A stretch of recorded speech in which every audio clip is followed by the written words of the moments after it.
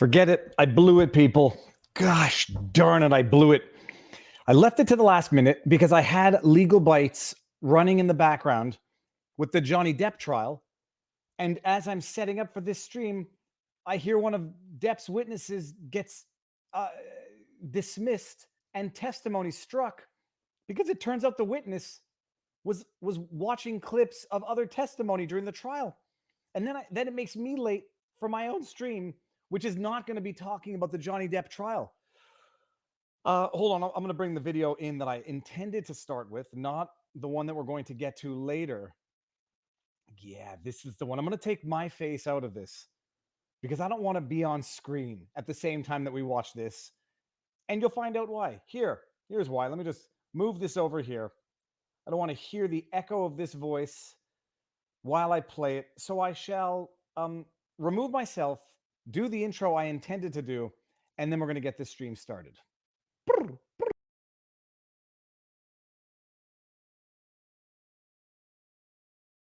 We know that the cost of living is going up. There are challenges with interest rates, there are challenges with the price of gas, there are challenges of the price of groceries. And what we demonstrated with this budget was a way of being there to support families without making it worse by remaining fiscally responsible. But like I said, during the pandemic, like we've been saying for 7 years, we will have Canadians' backs as our economy comes roaring back, as we create opportunities, as we fight climate change, and as we support families in their abilities to turn a house into a home.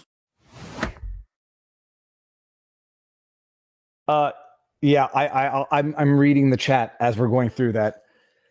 People, I'm going to actually have to replay this and comment on it as we go along. This is the stuff that would make Mother Teresa swear.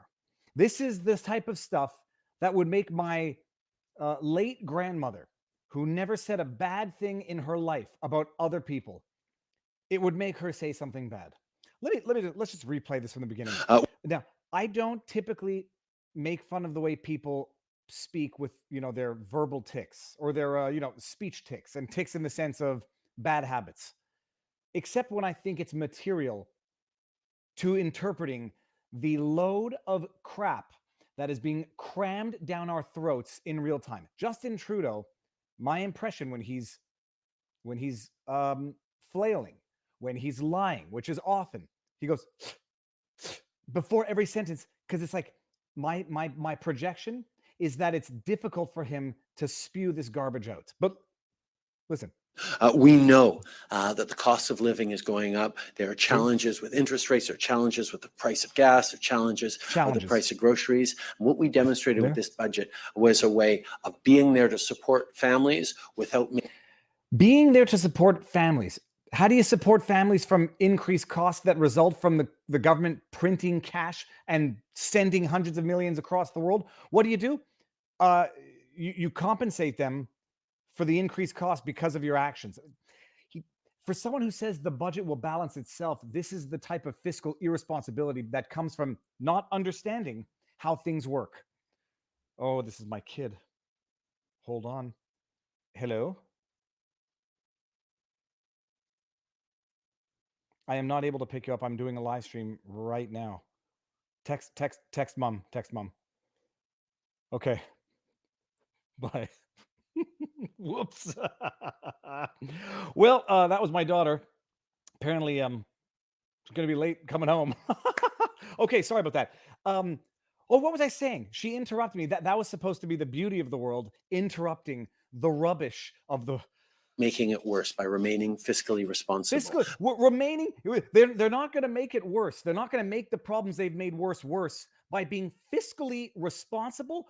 What does that mean? Remaining fiscally responsible. There to support families without making it worse by remaining fiscally responsible. But does someone want to explain what is not fiscally responsible about printing cash and putting Canadians in debt? What is it now? An average of like $30,000 of debt per Canadian. That's per every single Canadian. No, they're being fiscally responsible. But wait for the kick in the teeth followed by the uppercut to the groin, or the kick in the groin followed by whatever. Like I said, during the pandemic, like we've been saying for 7 years. Like we've been saying for 7 years. And this oblivious buffoon doesn't understand What's wrong with him saying, we've been saying this for 7 years and the problem just keeps getting worse, but we're going to keep saying it like we've been saying for 7 years. And you Pavlovian dogs, every time we say it, you seem to sit down and just wait with your tongues out. We will have Canadians' backs as our economy comes roaring back, as we create opportunities, as we fight climate change, and as we support families in their abilities to turn a house into a home.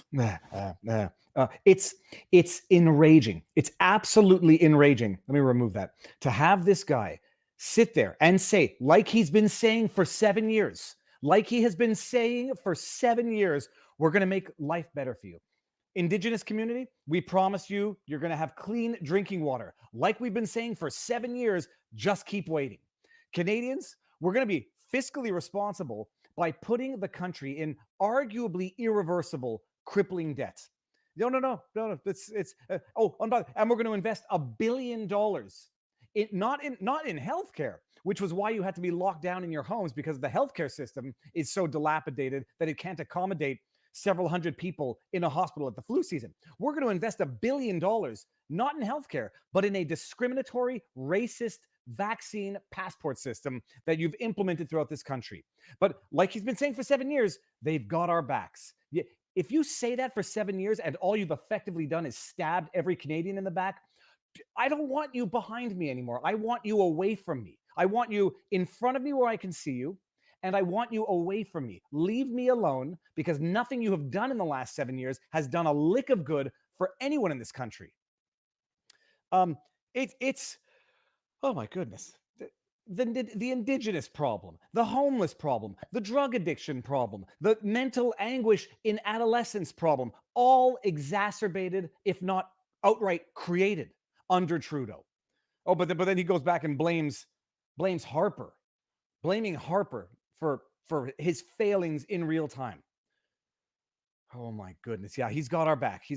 I don't want you getting my back. I want you to leave me the heck alone. You've utterly destroyed the fabric of this country. You've sacrificed the future generations of the children of this country, and you want to talk to me about fiscal responsibility. I don't pick on people's credentials ever, except when they've gotten themselves, when they failed upwards into a position that they have no business holding and they have no life experience to understand. The budget will balance itself. It's like Nancy Pelosi saying, we have to pass the bill to see what's in it.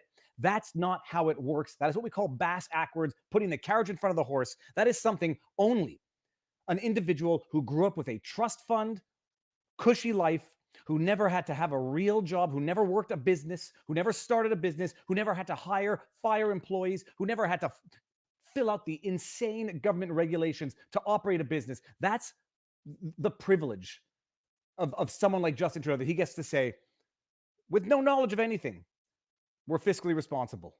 That nothing this government has done has been responsible.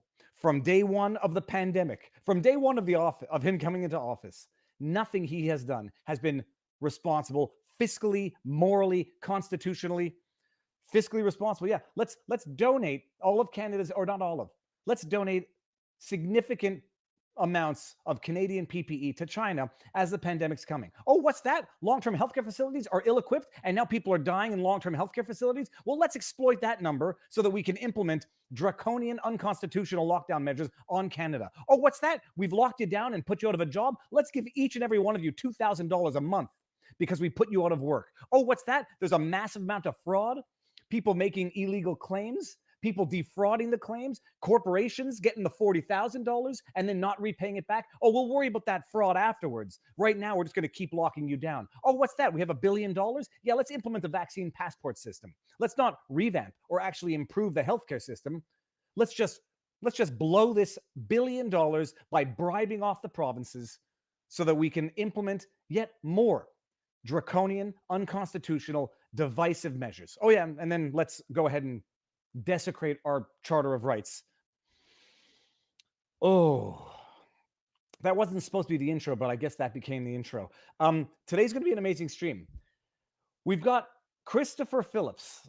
Everybody knows him now because that is the young individual, the young man who posed a very poignant, well-drafted, well-crafted, and well-presented question to the venerable Brian Stelter. And the question itself was a great question. Had the answer been proper, I don't think that that video goes viral the way it went viral, but the answer was so embarrassingly bad that it went viral, and all for the wrong reasons, although couldn't have happened to a better person. So we're going to have Chris on. We're going to talk about the experience. We're going to talk about other stuff because I know there's more to this individual than the one, I didn't do it guy.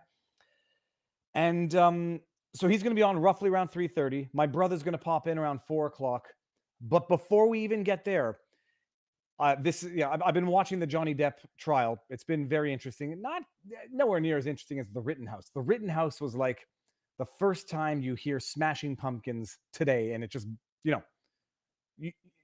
an experience that can't be replicated in as many times as you listen to it again. It's a great song, but it never gives you quite the same goosebumps as the first time. That we will live stream other trials, but it's going to take another trial that's going to, grip a nation, grip the interwebs the way the Rittenhouse did. Oh, actually, before we even get there, I don't like affirmative action, but as an Indigenous woman, I've been enjoying having businesses medically discriminate against me with have no jab, while saying they are anti-whatever-ophobia. Kaylee Iserhoff, I will take, you never know when someone writes a chat who they are and what they are, but first of all, yeah, I mean, you're living the experience of what happens when the government implements discriminatory policies. There's a reason, by the way, why the Indigenous populations, not just in Canada, but in the US as well, why ethnic visible minorities are more reluctant or vaccine hesitant, as a polite person calls it, or anti-vaxxers, as CJAD 800 would call it. There's a reason why certain ethnic groups, certain minorities are reluctant. And by the way, it has to do with historical government abuse. Indigenous Canadians who have been abused, mistreated, experimented on by the Canadian government. Why? Justin Trudeau just took credit for coming to the biggest settlement in Canadian history to compensate the Indigenous community for past government atrocities committed in part by his own father, Pierre Elliott Trudeau, through the residential schools. In the residential schools, it wasn't just a question of whisking Indigenous children off, prying them away from their families to put them through these religious schools for their own benefit. It was the government, only did it for the benefit of the Indigenous children, to assimilate them for their own benefit. They did it for their own good at the time. They didn't just do that while they were in these schools. In addition to covering up the excess deaths, in addition, they were actually testing on these children.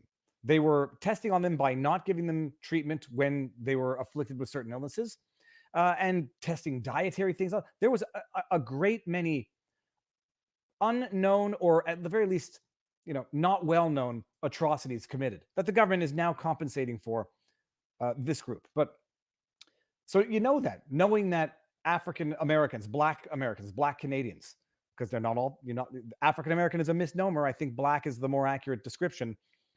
Reluctant as well. Look into the Tuskegee experiments, which lasted 70 years, I think. It lasted decades, where they were purporting to treat Black Americans for syphilis, in some cases giving them syphilis, in other cases knowingly not treating them for syphilis while telling them that they're treating them for syphilis. Now these communities are reluctant, and understandably so, I would even argue rightly so, of the government, whereas other communities are not sufficiently suspicious of the government. These are the communities that are more likely to be less or under-vaccinated than Caucasians, than Asians, for example. And so what happens? This is what happens. Who's going to not be able to travel by plane or train? Most likely in Canada. It's going to disparately affect Indigenous, Black, Latino community. And then meanwhile, the ultimate kick in the teeth and uppercut to the groin coming from Justin Trudeau, who's got our backs. He has the audacity to call those very groups, those very people, the racists, the misogynists. He has the audacity to suggest to a woman who may be vaccine reluctant, because it has now been recognized and admitted it affects a cycle. It affects the cycle. He has the audacity of calling them misogynists. He's calling women who are making decisions for their own bodies misogynists. He's calling Indigenous people who are making decisions for their own bodies based on their own historical abuse from the same government. He's calling them racists. This is the guy sitting around calling everyone racist, misogynist, phobist, and whatever, who himself is implementing racist, misogynist, and whatever policies in real time, in outright, I want to say defecation of our constitutional charter rights. Viva, problem is that Canadians keep voting this narcissist tool into office. When will they wake up? When will they wake up, or we are lost? Do you think Johnny Depp has herd immunity? I don't get it. I don't even know what that means. Typing is hard, LOL. Pardon the errors in the last chat. Don't worry about it. I think we got the message. So that's that. Yeah, there's the Johnny Depp trials going on, and it's fun to watch. But the big news of the day, actually, let me just get rid of this chat. Yeah, he is the intolerant. He is the epitome of intolerance. He is the epitome of the intolerance he accuses everyone else of. And the reason why he sees it in everyone else is because that's how he views the world. All right. No, the big news before we get Chris Phillips in, Elon Musk. No, I want to remove this. That's not it. Elon Musk is back in the news because apparently he has rejected the offer to become a director of Twitter after having acquired 9.2% of the common voting shares of the company under the 10% threshold, which would subject him to other SEC requirements. He has, someone says Tuskegee lasted 40 years. Sorry, decades. It was not a one-off. Elon Musk has turned down the offer to become a director of Twitter and instead offered to buy the company and take it private. He has offered to buy the entire company. I think it's for, we're going to get to it, $63 billion.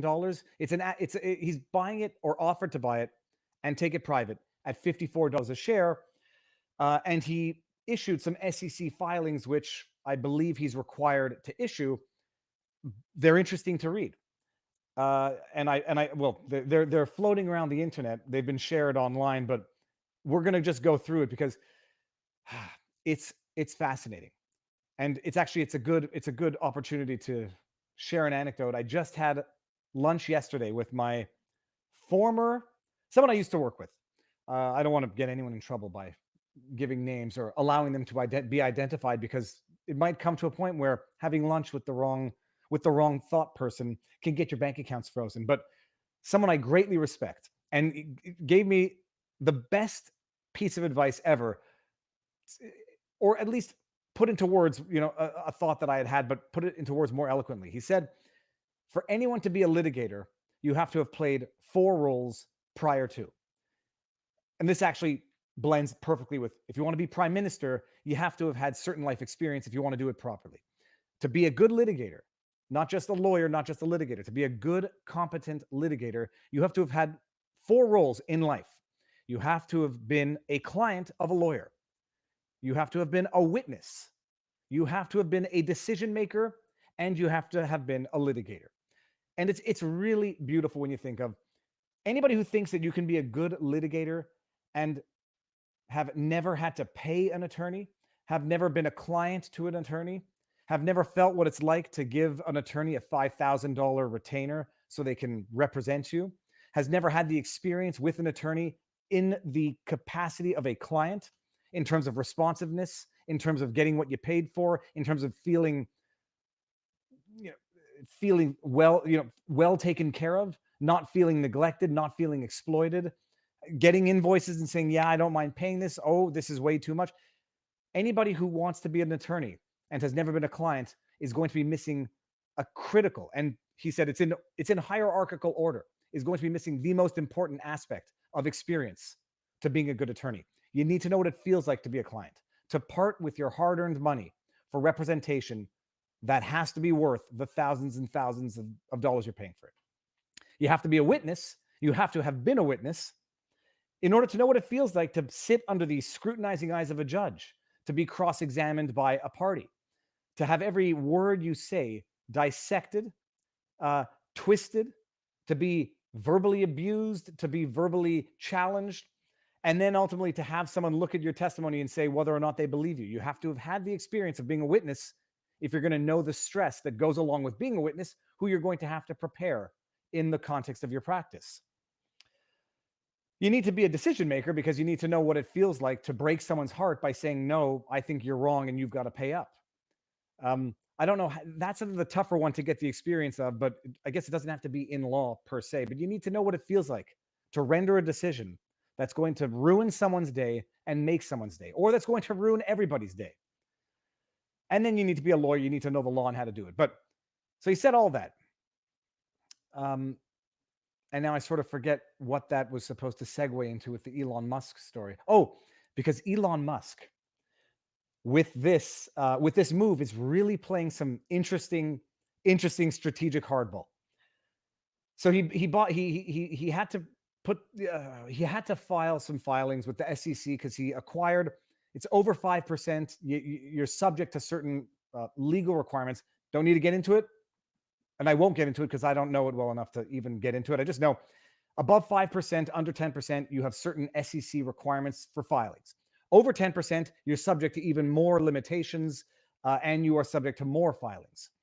And also, I believe after 10%, there might be something of a presumed intention to take over the company. And if you don't disclose your intention to do that, once you've acquired 10%, you can get into trouble. I'm not going to go into detail on this because I know the limits of my own knowledge or what I feel comfortable with even trying to explain. Just to say that there are different requirements, limitations, depending on the amount of shares you own in a company. I own, what do I own? What do I own these days? Nokia. Tim Pool talked about it a while ago. And I said, hey, it's cheap enough. Hasn't gone anywhere. I'm holding it for a while. I own Nokia. I own not enough to have any obligations.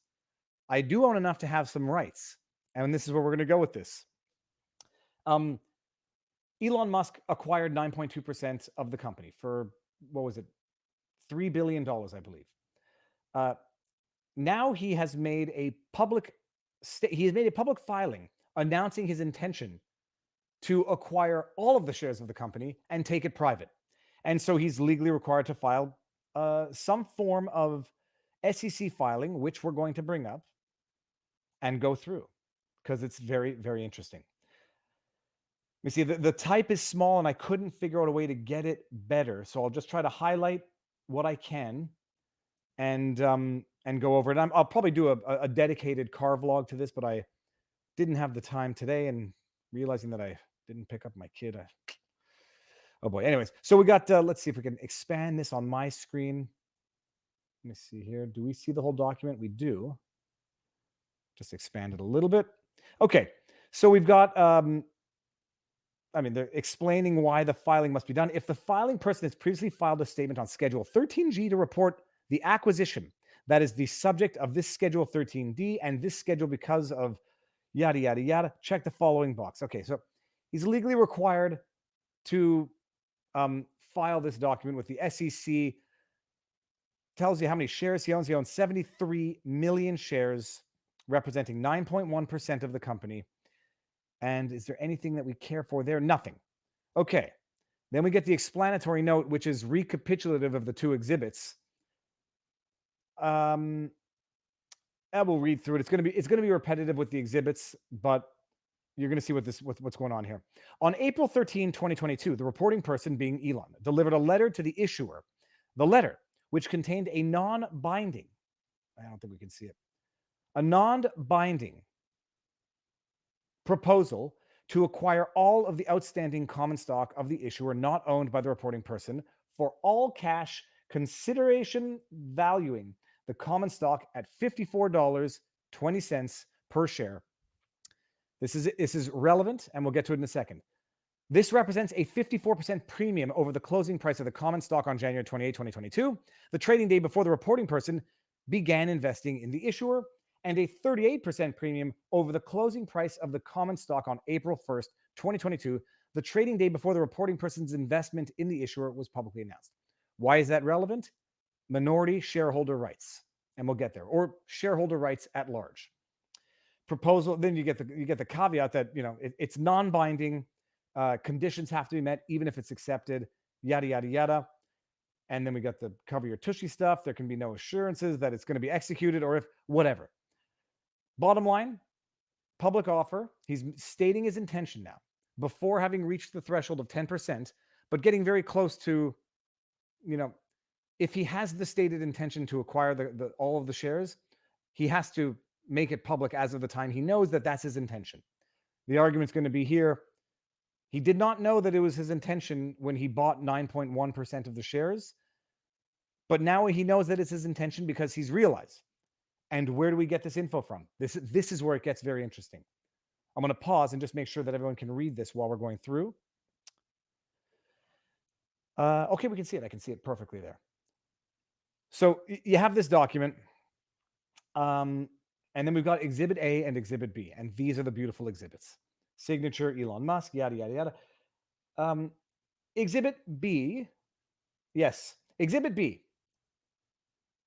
I believe this was a text message. Hold on, let's just see if we can see what Exhibit B was.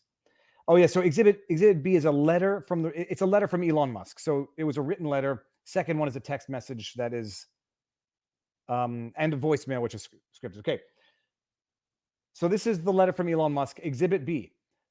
Elon Musk covering his tushy but proper. I invested in Twitter as I believe in its potential to be the platform for free speech around the globe, and I believe free speech is a societal imperative for a functioning democracy. Having just watched his TED Talk on live interview today, I'm reading this in my head in his voice. Now, I bought into the company because I believed in it. However, since making my investment, I now realize that the company will neither thrive nor serve the societal imperative in its current form. Twitter needs to be transformed as a private company. So when I bought the shares, I didn't have the interest in acquiring the entire company because I thought I could, affect change as a 9.1% shareholder. Now I realize this is not the case.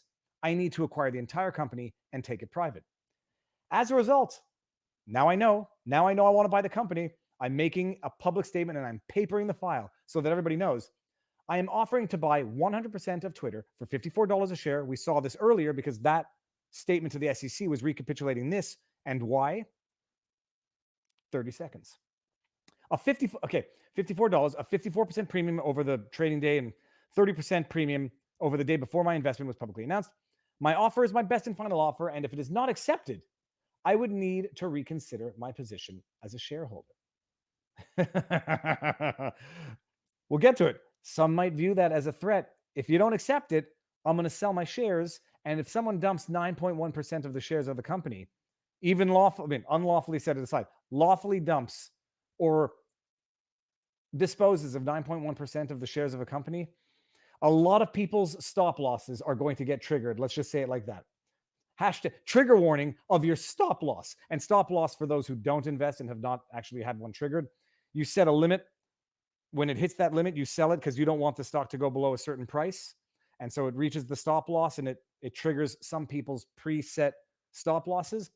Well, the problem with that is sometimes that creates a cascading effect where in lowering the price because it's triggered certain stop losses, it then triggers other people's stop losses, which were lower down, which in turn exacerbates the triggering of stop losses, which creates one of those nasty little spikes until people get wise, turn off their stop losses, and people start buying up the stock. But he's saying, I would need to reconsider my position if you don't accept my offer to go public. If you don't accept my offer to buy all the shares and go private, I need to reconsider my position as a shareholder. But it's not a threat. We'll see why it's not a threat, because Elon Musk says it's not a threat. And it might not be a threat. It might just be a threat. Okay, so this is the text message. As I indicate, this is from Elon Musk to, who was this sent to? Between Twitter and, between Twitter and Elon. Is that Exhibit B? No, so that's still part of Exhibit B. Okay. As I indicated this weekend, I believe the company should be private to go through the changes that need to be made. After the past several days of thinking this over, I have decided I want to acquire the company and take it private. I'm going to send you an offer letter tonight. It will be public in the morning. Are you available to chat? And then this is the voice script, I guess, of his voicemail. Listen to this. Best and final. I'm not playing the back and forth game. I have moved straight to the end. Everybody in negotiation says this, and One lawyer once said to me, well, will you accept the offer for 1 cent less than what you've offered? And you obviously say yes. And then he says, well, then we're not done negotiating. But at some point you are. I have moved straight to the end. It's a high price and your shareholders will love it. If the deal doesn't work, given that I don't have confidence in the management, nor do I believe I can drive the necessary change in the public market, I would need to reconsider my position as a shareholder. This is not a threat. We just know the consequences of what would happen if I do this. It's simply a good investment without the change. It's simply not a good investment without the changes that need to be made. And those changes won't happen without taking the company private. My advisory team, my advisors and my team are available after you get the letter to answer any questions.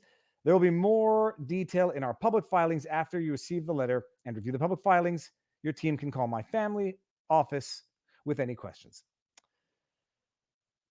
Okay, so it's not a threat. And by that, let's just operate on the basis that it's not illegal. It's not a threat, it's a promise.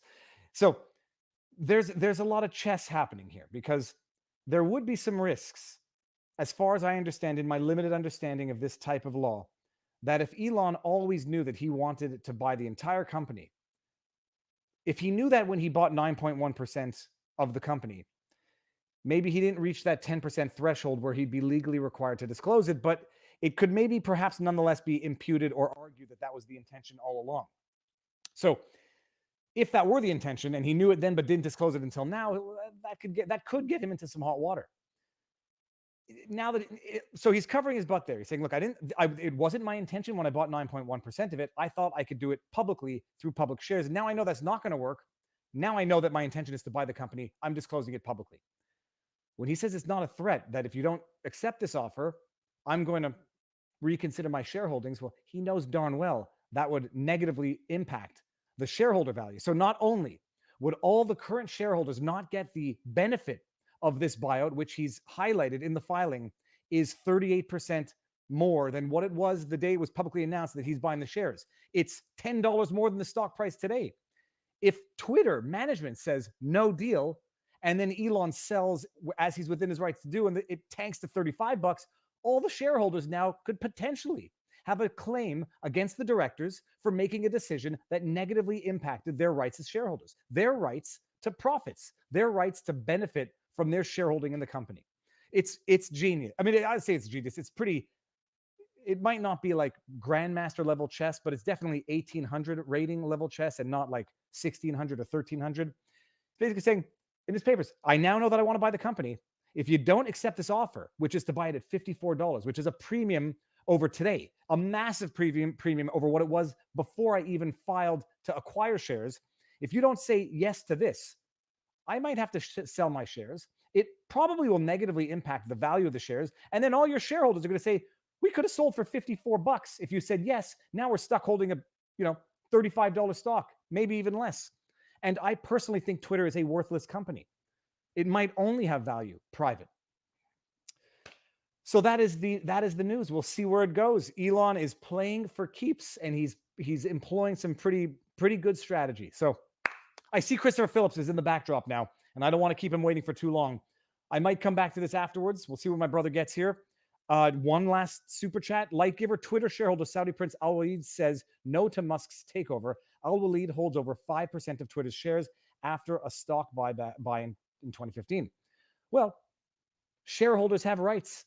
And if management directors make a decision that prejudices the shareholder rights in the order of 40% easily, there might be a class action lawsuit for all common shareholders who saw their value drop from a current 45 to whatever, from a perspective or offered 54 to whatever. So that's where it's at. Interesting stuff to be continued. But more important than this, and if I've ever, okay, we're bringing him in. People, 35 minutes in, Christopher Phillips in the house. Chris, sir, how goes the battle? How's it going? Great to be here. Thanks for having me.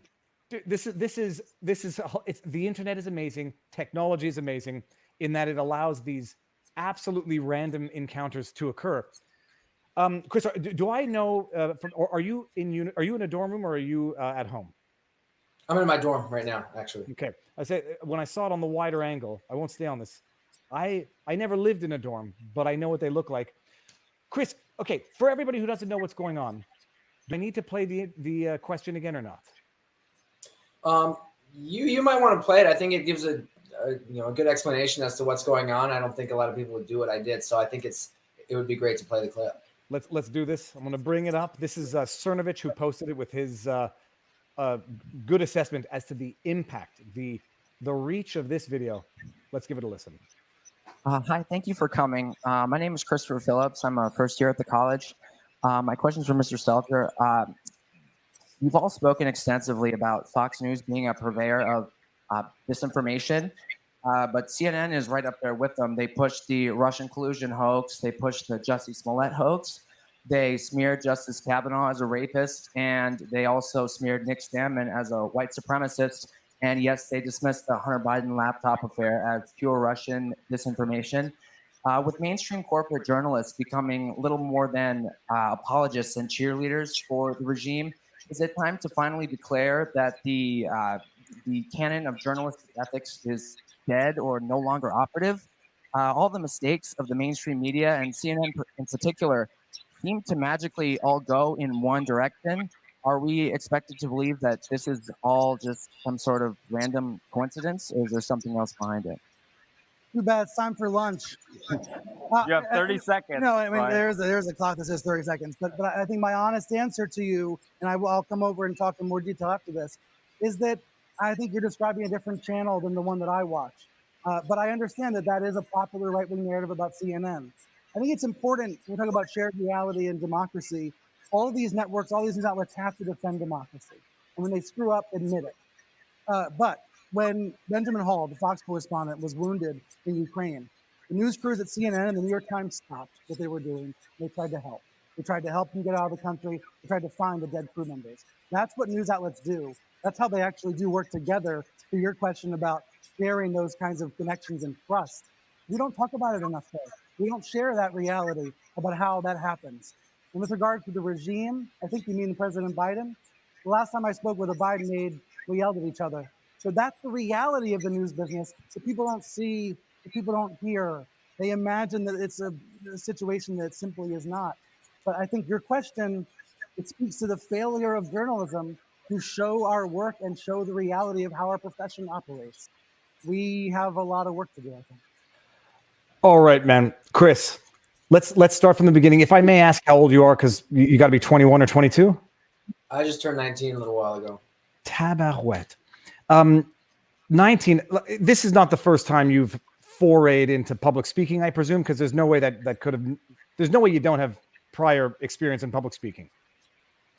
I'd say, just in general, I pride myself on being a good public speaker. I practice by myself, but I haven't done Toastmasters or anything like that. I've just practiced and made sure that I knew what I was doing and I was articulate. A big part of it is knowing what you're talking about. So, I mean, just from a young age, I've seen CNN has spread all these lies, and most of these have come in the last 2 or 3 years. So it's not hard to recollect all of this fake news that has been spread by CNN. So I just rattled them off, and you heard what he said. No, it's amazing. I'm just the chat's enjoying this. So what are you studying right now? Right now, I'm thinking about econ, poli-sci, and public policy. That's a hefty workload. I might drop one just because of what's happened, and I might focus on other endeavors. But just sort of that idea of the intersection between policy and government and free markets, I think is so important, and I'd love to work in the future in that realm. All right, I won't pry too much into ordinarily when I have a guest on, we go back to childhood. But where are you from? How many siblings? And I guess where did this event even take place? Start with siblings, and where are you from? Well, yeah, I think that actually in this case, my origins kind of have a big role to play in the story and what this means. So I am from Southern California. I went to public school for all but 1 year of my education. You can imagine the political climate is not super, amenable in a sense. It's not right wing in the slightest. But I would say I became politically aware around the time of the 2016 election. I had no siblings. It was just me and my parents. around the time of the 2016 election, I was in 8th grade. And so, I mean, you're like a young kid right there. You don't exactly know what you're talking about when you think about anything like that, whether you're conservative or liberal. But I began to look into, what politics was really all about and sort of theory of it and what actually makes candidates differ besides the colors of the parties. So I look into it and I begin to think about what is the difference between these two ideologies, frankly. And my parents tell me, the Republicans, these people are, they're bigoted, they're whatever, right? And then, the left-wing people like Obama, I grew up with Obama on my TV for, the majority of my childhood. So I just sort of assumed that was what he was all about. And I didn't really get any dissenting opinions from that. There's no diversity of opinion in a place like that. But what happened was I began to listen to the RNC on the radio, and I began to really hear what Trump was saying, because, the narrative is Trump is evil, Trump is crazy, racist, extremist, whatever. And that's what I believed, because I was just a young, impressionable kid. But I started to do my own research, and I suppose it kind of came about organically that really I agreed with this guy on a lot of what he was saying. A lot of it was common sense, but the media freaked out about it. The people at my school freaked out about it. I was the only outspoken conservative throughout middle school and high school. And I was faced with people who, most people were apathetic, but a lot of people fervently disagreed with me. And they didn't make that a secret. They would come up to me and they'd call me this and that. And I never called them anything back, because I frankly just took what I believed and I listened to thinkers and other people. And I came to my own conclusions. And so I'm willing to debate and discuss things with people. You're a kid, you're in middle school and high school, people get nasty because they don't know what they're talking about. So they have to resort to cheap attacks and insults. But I believe that it truly came organically. It didn't come from my family. It didn't come from my peers. I listened to this stuff and I sort of came to my own conclusions. And now that I'm at University of Chicago, it's just been spectacular, because it's, of course, a majority left-leaning campus, but there are people who think in all different kinds of ways. And I have to respect it so much. This is a great school compared to even, I believe, the Ivies, right? Like Harvard and Princeton. They are very monolithic, I think, in their thought. They're all woke. It's radical left. In my belief, at least, is from what I've seen. The conservative papers at other schools are all quite mild compared to us. They don't really stand up for true conservative values, is what I have seen. I write for a publication called the Chicago Thinker. It is the premier publication of the University of Chicago at this point in terms of our audience. So that's something we pride ourselves in. It's the conservative and libertarian paper at our school. And just working with them has been so upbringing. I didn't really have that support from the people around me. Of course, I love my parents, but we didn't share the same ideological background. So coming here, I have really just been able to explore that on a whole new level. See, so just JC says siblings. What does that matter? And I think you highlighted anyone who's you're a sole child or youngest of 5. You might appreciate these questions shape, or at least the answers to these questions can shape a person to become who they are.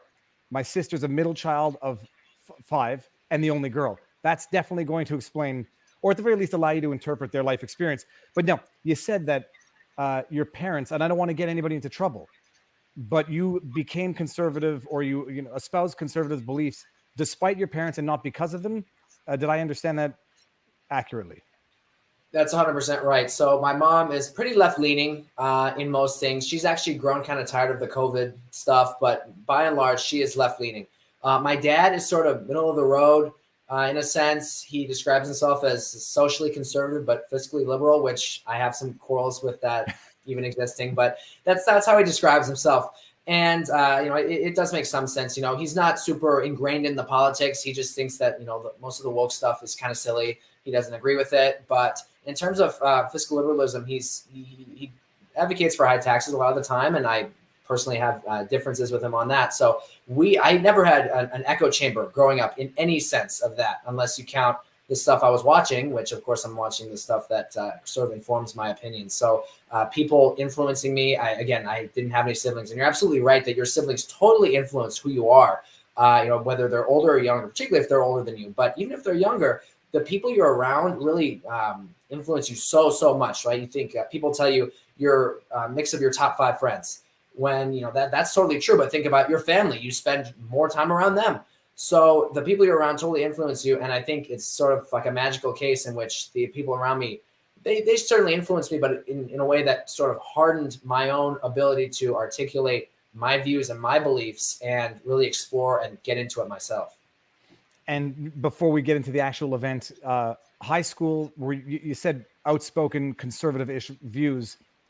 What does that look like in a high school in California, a public high school in California? Do you get into arguments? Do you get into fights? Do you make enemies? Do you make friends? How does that actually, what does that look like in real life for a kid in high school now?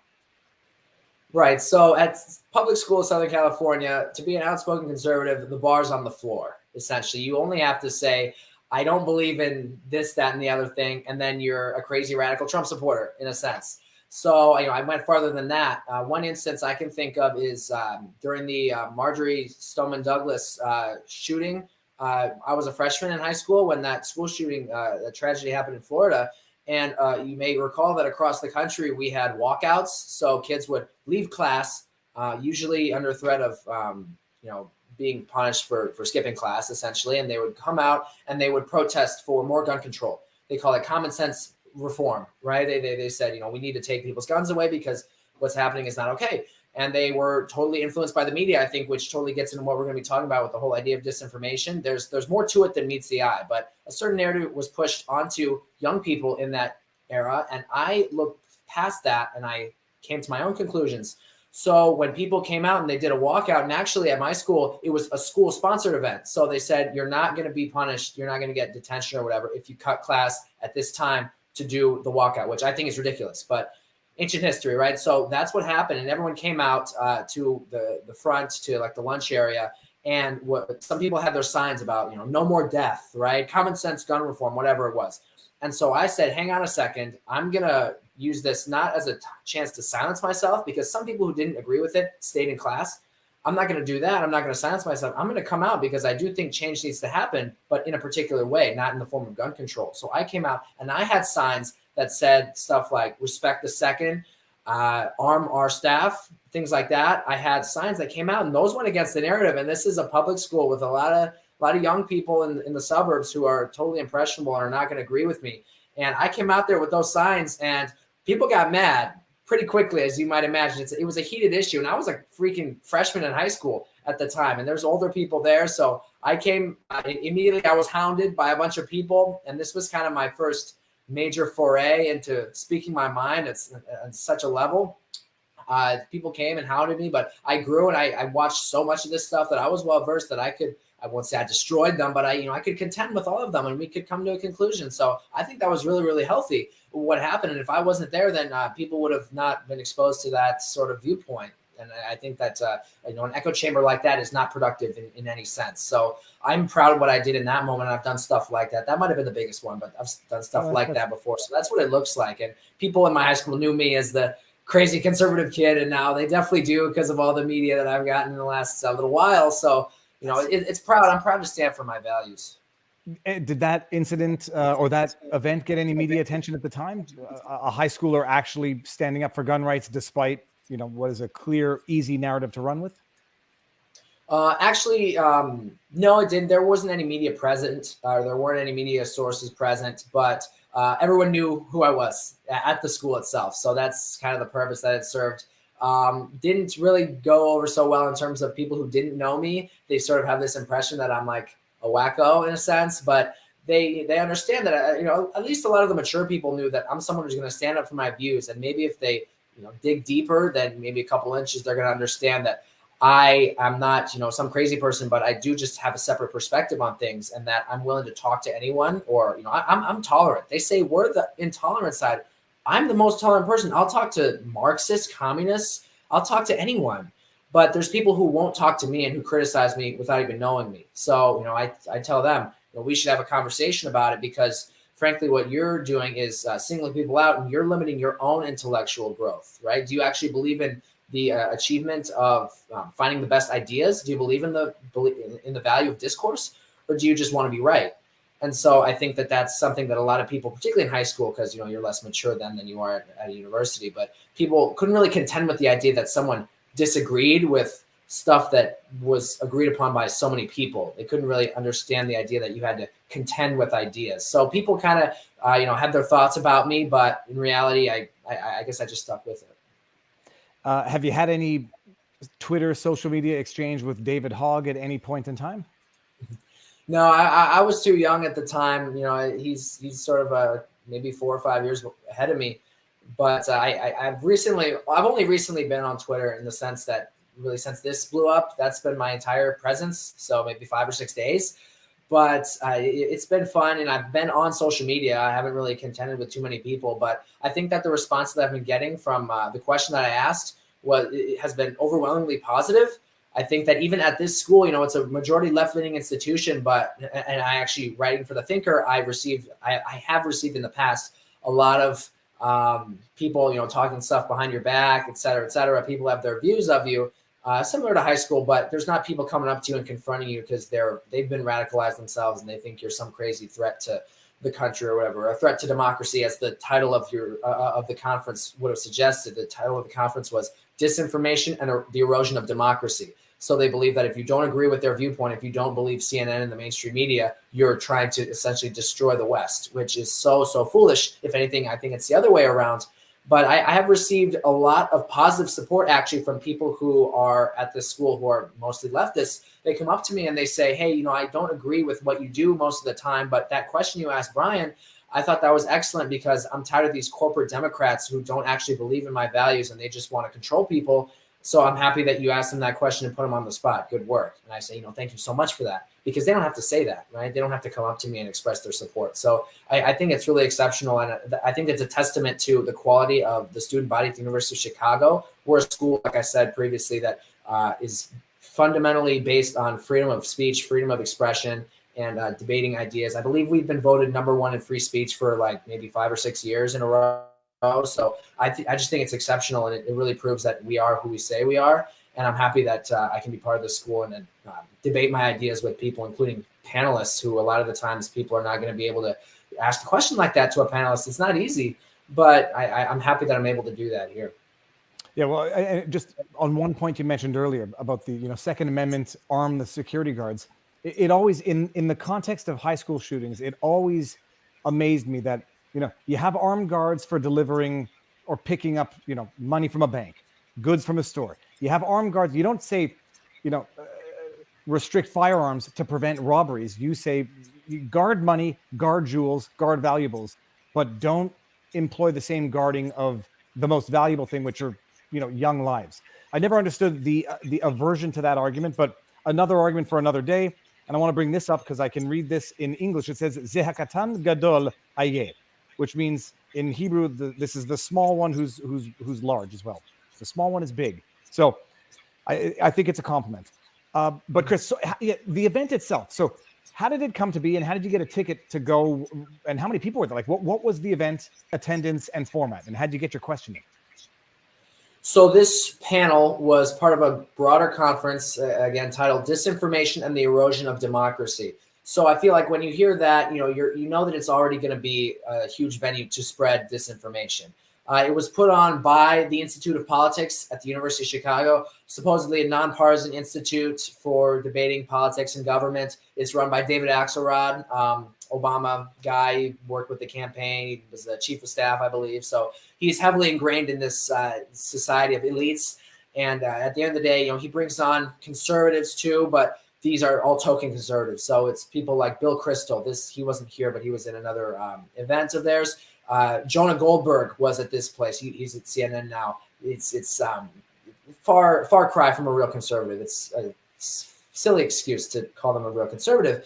But regardless, you try and bring. He brought Adam Kinzinger to this place. So obviously, not people that represent the true conservative movement today.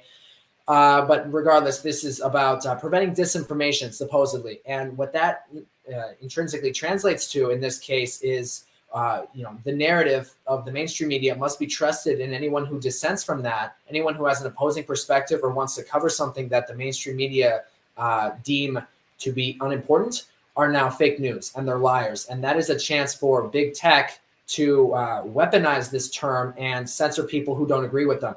And that's exactly what you were just talking about with Elon Musk. I think it's so important what's going on with this sort of shift in big tech. Potentially, you know, it's nothing set in stone yet, but it's just 100% true that we need to protect integrity of journalism, because nowadays mainstream corporate journalists can be bought by so many interests. So it's so important that we protect people's right to cover different things, and we protect freedom of the press and freedom of speech, because it is under attack like never before. So this event was basically meant, I believe, to spread an agenda towards censorship, an agenda towards shutting people up who don't agree with the elitist narrative. So we have people like Brian Stelter, media, legacy media personnel. We have politicians, like I said, Adam Kinzinger, and also Senator Amy Klobuchar. She was there. President Obama was there. Also, he gave an hour-long talk on the first day. So these are all kind of people who are in agreement, people who believe that, yes, we need to start silencing people immediately. So we come in and we think, hang on, we need to ask questions about this. So I actually reached out to a friend of mine in the IOP, and we got press passes for the Chicago Thinker. Like we said, we're a big publication on campus, right? What's the IOP? So the IOP is the Institute of Politics at the University of Chicago. That's the organization run by David Axelrod that put on this event in the first place. So we got press passes for the Chicago Thinker. It's our publication that's on our website. By the way, you can check it out, thechicagothinker.com. We're also on Twitter and Instagram, so feel free to check us out whenever you get a chance. But we come in, and it's myself and two of my colleagues, Daniel Schmidt and Avita Duffy. So we three go in and we sit through this panel, and we think, of course, there's a lack of diversity of perspectives. They're all sort of agreeing that Fox News, for instance, is totally fake news, clearly. And then CNN is like the indisputable arbiter of truth, frankly. And everyone makes mistakes. It's true. I agree with that. Everyone makes mistakes. I think what CNN does is more than just mistakes, but I give him the benefit of the doubt. And if he's going to claim that they're mistakes, I asked him a question after his panel. It was all totally random. So I think, divine intervention, maybe, that I got the question, that I got the mic, because so many people wanted to ask a question. But so I asked him, I had a question, prepared. I kind of put it together during his panel. I asked him, well, why is it that even though, Fox News is not perfect, clearly they have an agenda, but they kind of, they admit it in a sense. They sort of, their motto is standing up for what's right with the capital R. So you know what that's about. CNN is the most trusted name in news. So that's not indicative of any sort of agenda. That's sort of putting on the idea that you are objective in a sense and totally unbiased, which everyone knows is untrue. So I asked him, why is it that every time CNN makes a mistake, which I gave them the benefit of the doubt, it's a mistake, it always goes towards favoring the Democrats. It always goes towards favoring the left-wing establishment and against right-wing conservative values. That would be a total coincidence if it were not for CNN being totally biased. So I asked him, what gives? And he didn't really have a great answer for it. He said that he yelled at a Biden aide one time, so that meant he was unbiased. Mm-hmm. He said that one time they helped out a wounded Fox News reporter, so that means they're unbiased. I found those random things to be pretty pathetic, frankly, for an answer, because at the end of the day, there is no good answer to what I asked, because of course, they're biased. Of course, they spread an agenda. There's no way to get out of that, honestly. But what he can at least do is say, CNN makes mistakes and we're sorry.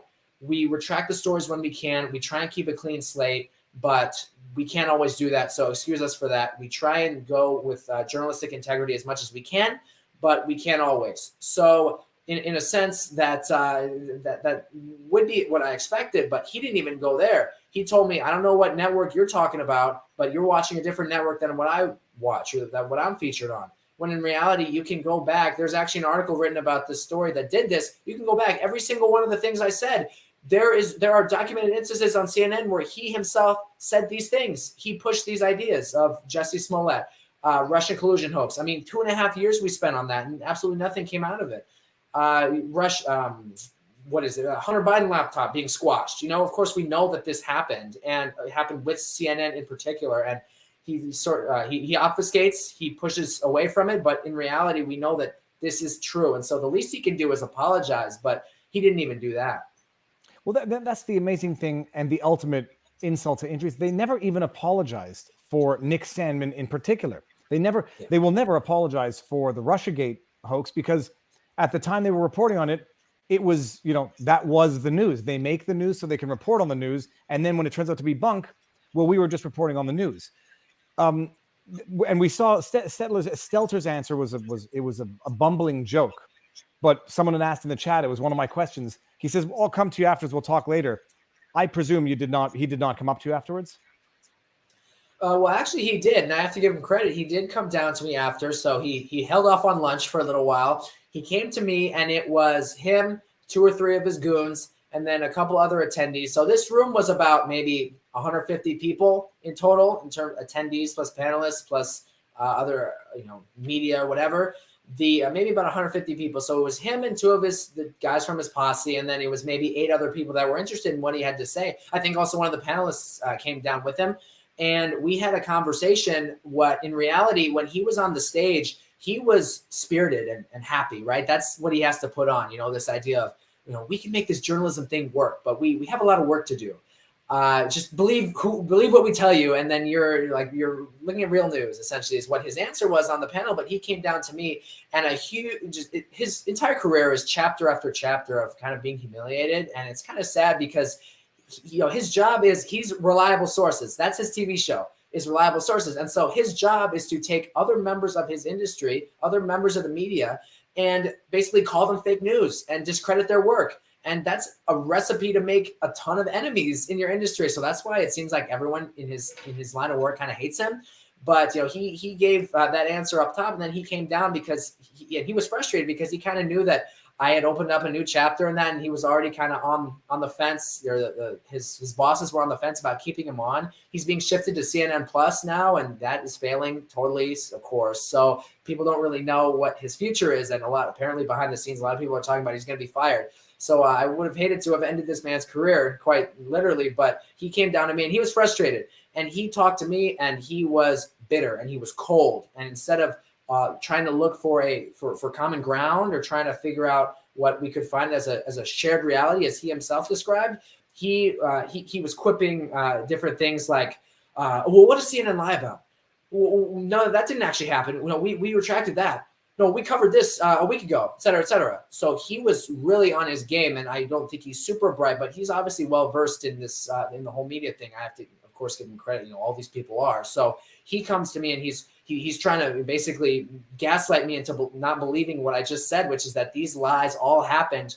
What gives? He's trying to, totally out. He's using his tricks, right? And so these media people have tricks, of course. They're very talented in that regard. So he's just trying to obfuscate. He's trying to direct away from the idea that is, you people lie, trying to intimidate me. That's exactly right. He's lying in a sense every step of the way.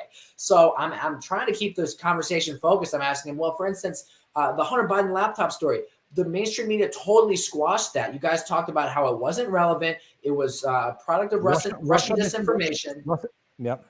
Yeah. So this idea that the Hunter Biden laptop story was not legitimate, that it was a lie, or that it was totally overblown, that was totally wrong. I told him now people are looking into it. You have to, because everyone knows that it's real, and the New York Times just confirmed the legitimacy. And so he said, oh, well, no, actually, just 4 or 5 days ago, we did a whole 2-hour segment on the Hunter Biden laptop story. So we're actually not, gearing people away from that. And then I come in and I say, well, hang on, because of course that's true, because the New York Times just confirmed the legitimacy of the contents of the laptop. So now you have to report on it. Prior to that, you wanted to distract people from it. And he didn't have an answer for it. So, you can catch these people in their lies by just focusing the debate. Don't let them obfuscate. Don't let them get away from it. You focus the debate on, you told this lie, and this lie. What do you have to say for yourself? How do you explain that?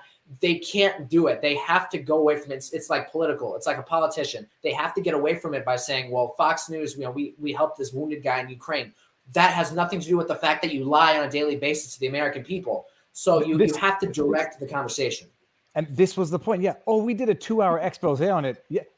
That needed to be done before the election, not after your agenda, which, I mean, you didn't get it into your question, but my goodness, I don't know how much more you could have gotten into that question.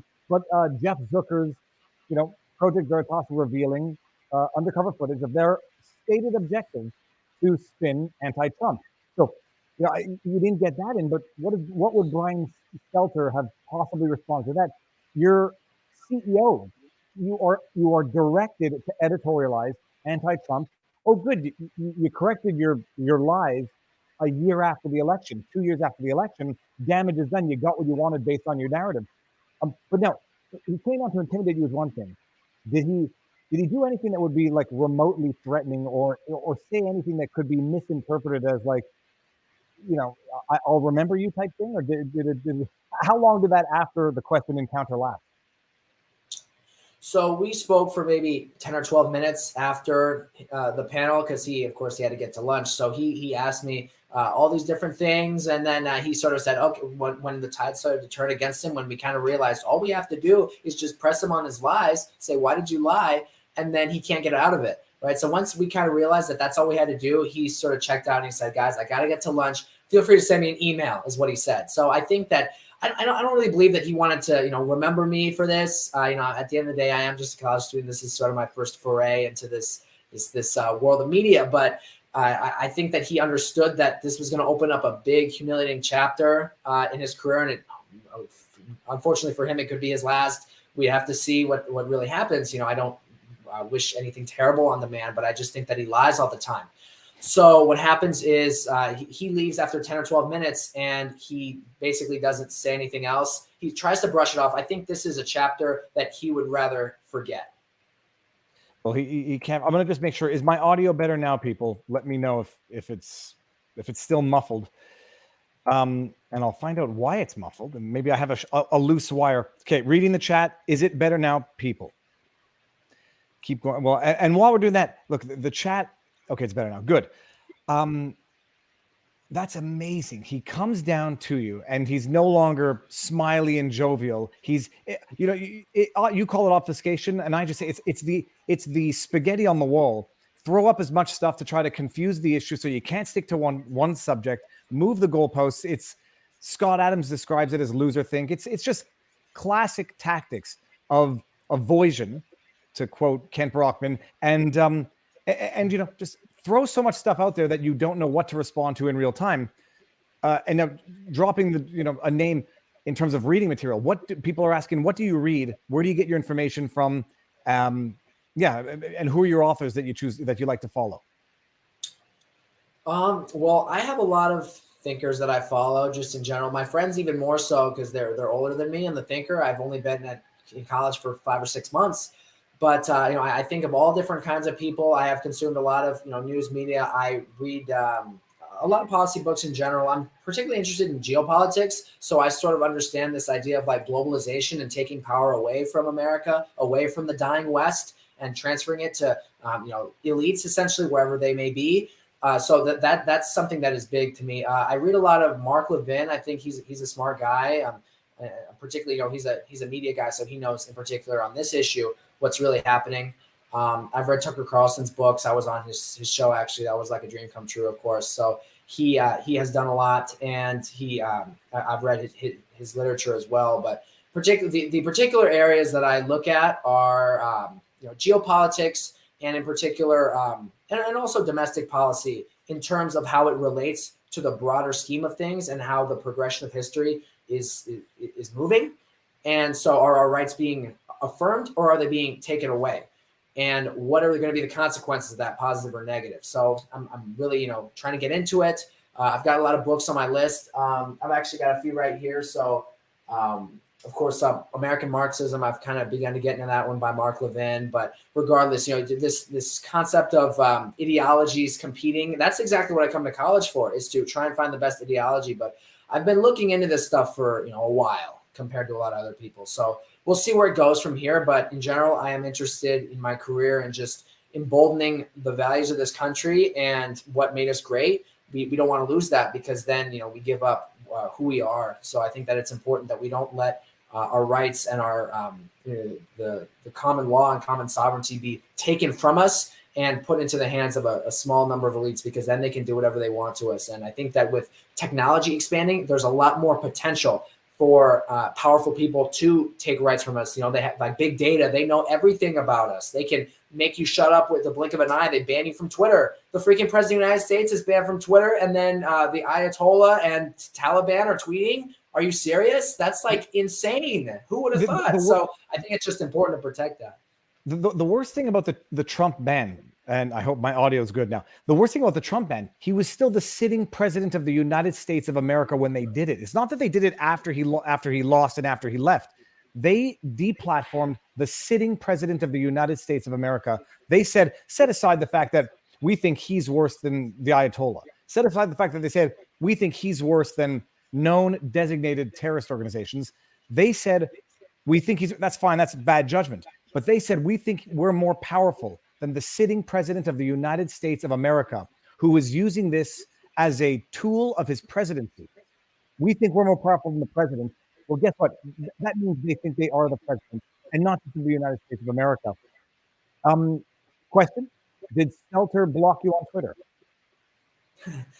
I have not seen that. I checked his account, just a few days ago, and he hasn't blocked me. So good on him, I suppose. That's like, rock bottom. But actually, a friend of mine asked Ann Applebaum a question, Atlantic, lady who has written stuff in the past. He asked her, since you covered up the Hunter Biden laptop story, he asked her this the day before I asked Brian his question.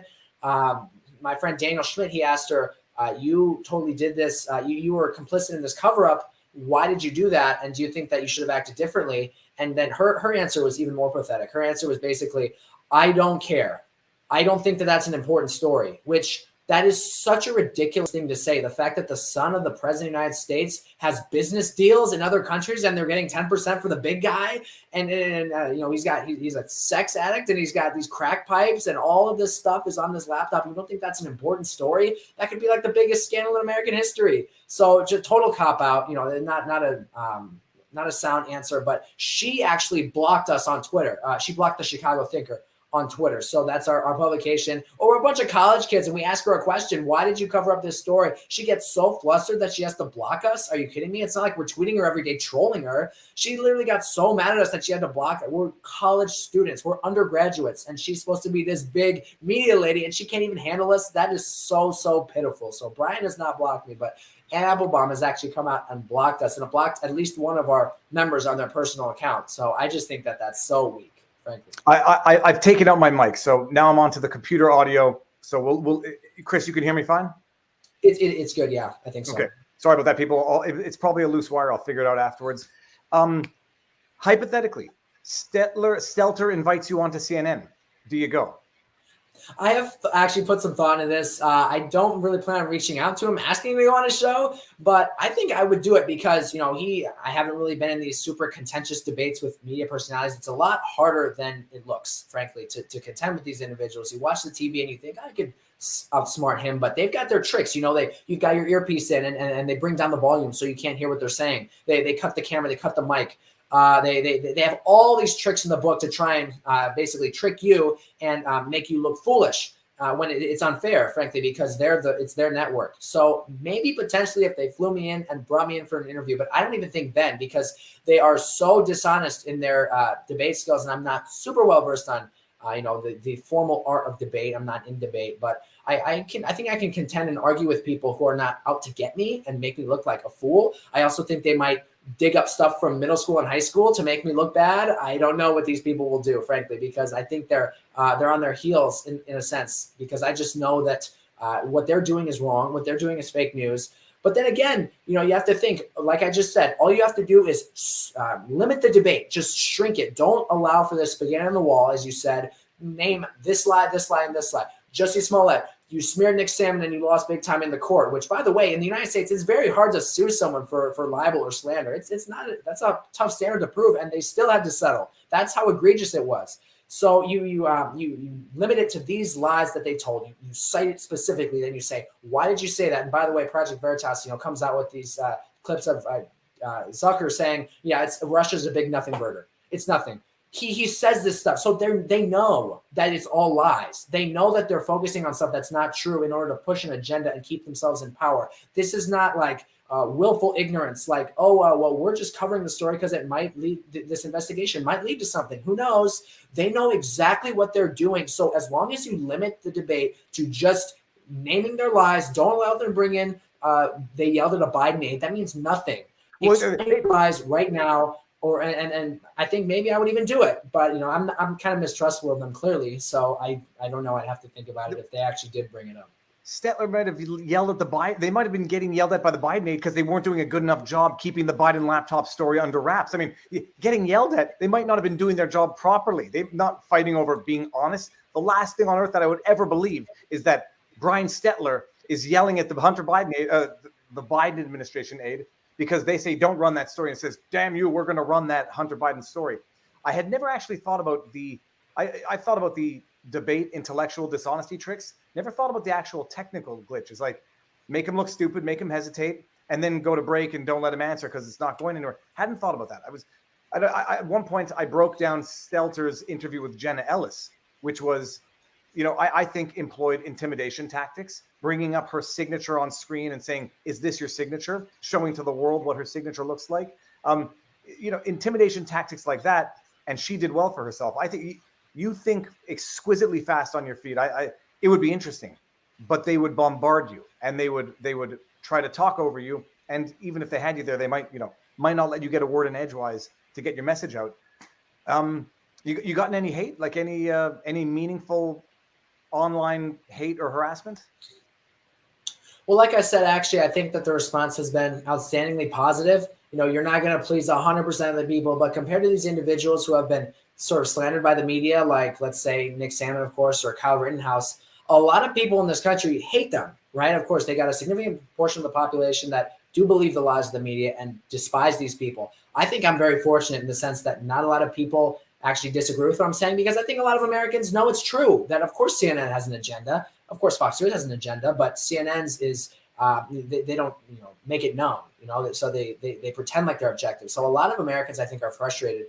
Even my mom, who's the leftist, before 2016 election, she would watch CNN all the time, and it was fairly objective, right? Of course, it's never perfect, but she said that even from her left-leaning background, she can't hardly stand CNN anymore because it feels like they're lying to her. She doesn't believe it. So in that sense, everyone knows that CNN has this insane agenda that they're pushing, this radical agenda at that.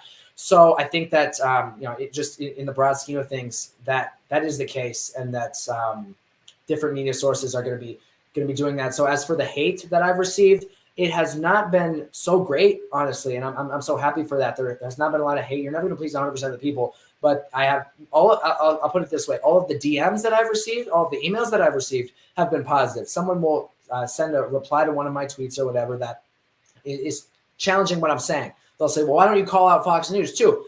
And I say, "Well, I'm not the defender of Fox News. I don't know what they're doing, but the matter of the fact is CNN is lying right here, right here, and right here. How do you explain that? Why are they lying?" And so that doesn't change based on what Fox News is doing, based on what whoever is doing.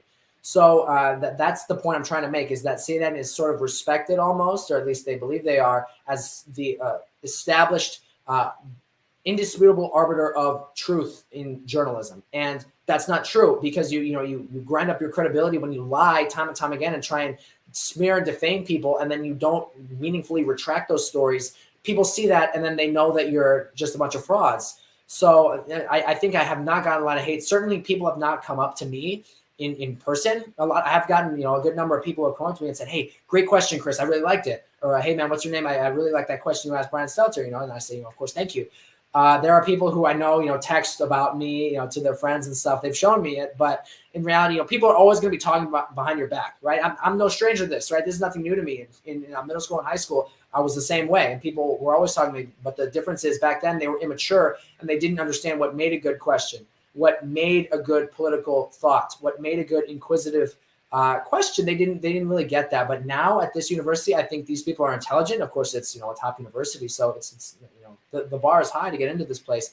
I think that pretty much all the people here are quite intelligent, and so they recognize that regardless of your political views, whether you prefer CNN or Fox News, this was a good question to ask. So I have not really received too much hate. It's been nice. No, and the amazing thing is, it would be a good question to ask of any of the major CNN, MSNBC, New York Times, Washington Post. It applies to all of them. And people want to say, well, Fox News is no better. They're a little better, not just because they have an agenda, they might be open about it. They just have not fallen for a lot of these tricks or these traps. And I don't know, they made a mistake with Arizona, calling Arizona early. I think they became the news instead of reporting on it. They made a mistake, a meaningful one, up in Ottawa. But their mistakes are more like I won't say honest mistakes. They seem to be nonpartisan mistakes, and even in a way, contrary to their partisan interest mistakes. Calling Arizona early is not what a Trump supporting network would have done. But they make their mistakes and they deserve to get called out for them. But New York Times, MSNBC, Washington Post, CNN, it's collusion among corrupt media entities to affect politics, to affect culture. I mean, the question could have been just as good for any of those four. Now, okay, so first of all, it's amazing stuff. The chat is rightly impressed by your eloquence and your thought process. I have another question, somewhat off topic, but you're in university. It might be less woke, less leftist than others, but what is life like now on campus? Not just for the political wokeness, but for all of the other, all the other wokeness stuff that affects behavior, that affects how, males interact with females, the culture, the climate on campus. What's that like now to be in university as a 19-year-old? Sure, yeah, and just sort of on your prior point, people are freaking out about Elon Musk owning Twitter, right? People on the left, they don't realize that Jeff Bezos literally owns the Washington Post, and they treat that as 100% okay in the sense of free journalism. They think that that's fine, or they just conveniently ignore it. So I think that that's an important distinction that needs to be made. So there's something else that you mentioned. As for life on campus, I think again, I haven't been here so long compared to some of my classmates, but it is definitely different than high school in a sense. But I think a lot of people in America probably go to college and it becomes more woke, more suffocatingly leftist, right? But in my case, I sort of have a unique case where I went to school in beautiful blue Southern California. And so in a sense, it actually became less woke, ironically, but it's still pretty left wing. So again, it's not something I haven't contended with before. Now, in this case, I have a group of people who will be my friends. They're ride or die because we kind of stick together, people on the thinker. And there's also thinker adjacent people who are not involved in the movement, but who totally agree with me and who agree with what we're all saying. So these people will give you a lot more credit. So I think that I have sort of a safety net almost, and I'm willing to speak my truth and say what I want because I know that I'm going to have people that are going to hold me down, and I will never truly be alone in this world. You'll never be alone because you always have God on your side, right? But even in terms of the people who are around you, I have people who will support me at this place, and I think that that's so beautiful. That's not something that you would have at another institution potentially. As for daily life, you see people doing crazy stuff. I literally right before this, I was in the dining hall and I saw this person who had a KN95 mask on. We call them the suffocation masks. They had this mask on. They're sitting at the dining table and they got the plate of food in front of them. They pull it down and then they take a bite of food and then they replace it. And they're sitting all by themselves in the corner of the building. What are you doing? It's like there's a point where it eclipses common sense to the point where you just look so foolish. I have to say that a lot of these people are dealing with this stuff. People will ask you your pronouns, and if you refuse to say he, him, his, then they will literally they will go to just calling you they. Like you know what I am. Look at me, right? Just take a freaking guess, please. So a lot of this stuff just eclipses common sense, and it's kind of unfortunate. But I have to say that in a lot of my classes, I have felt free to speak my mind. Maybe that's just because I am who I am, but I will say whatever, frankly, my humanities sequence is language and the human. So it's sort of like critical language theory in a sense, like these people talk different. So there's like layers of oppression, et cetera, et cetera. I come in and I'm the voice of reason. I feel I provide the opposite perspective and the teacher lets me speak. So I have to give him a lot of credit for that. And the people will contend with me on an intellectual level. But by and large, people who are left to their own devices and who are not being challenged by conservative, I think, common sense thought, these individuals that are all by themselves, they do stuff that I just think is so contrary to common sense and human nature. Things like with the mask stuff, it's ridiculous. I love the guy, but my professor from my other class, he was going to take a drink of his coffee, and he said, "Excuse me a minute, I'm going to go take a drink." He actually had to leave the room to lower his mask to drink the coffee and then return in the room. I just think that that's utterly absurd. Where has our common sense gone? But what we're doing with the Thinker, if anything, it makes our job easier at the Chicago Thinker. We cover stuff and we just say what's common sense. We don't have to get super intellectual. We say, why are you wearing 4 masks over your face? That's foolish. That's all we have to do. And it riles people up. But at the same time, I think it changes a lot of people's minds. That's phenomenal. I had one other question. It was about, it had to do with the logic. I forgot what I was going to say. And you haven't noticed any indirect reprisals from professors, inexplicable bad grades, or other type of indirect reprisals from people who might be frustrated hearing someone speak common sense? So I've got friends who are not super conservative, right? Like I said, I talk to people of all backgrounds and beliefs, even apolitical, right? I can, get along with anyone. I have people who, and then all of their friends are, radical leftists, as I would say. So then they show me their phones and they're talking about my question. They're talking about, did you see Chris was on Tucker, man? Someone said, how do you not rethink all your life decisions after you're on that show? And I think that's just like coping and seething, basically, that the fact that I'm on this level, and it's not even about me. It's just that I'm sticking true to my values and they can't break me down. And then I'm seeing such success in terms of spreading my truth. I think that it's so important that if you're a young conservative in particular at an institution, whether you're in middle school or high school or college or even out of college, and you feel afraid to speak your mind, I can't encourage you enough to just stand true to who you are, because if you're even the only person in your life who's conservative like I was, you can make a difference one day. And I thought I wouldn't, be doing this stuff until maybe senior year or I was out of college. It freaking came up to me 6 months into college. So it can happen at any time. So I just encourage you to stand true to who you are and don't back down to these people, even if you seem that, even if it seems that you're under every single threat. You're under threat of low grades from lack of friends. You will always, God has a plan for you. And so just stand true to who you are, and it will all be okay. So as for my professors, I think that a lot of them have been positive, actually. You would expect sort of dissent from them, but a professor I had in a previous quarter actually emailed me and said, "Hey, I saw your question.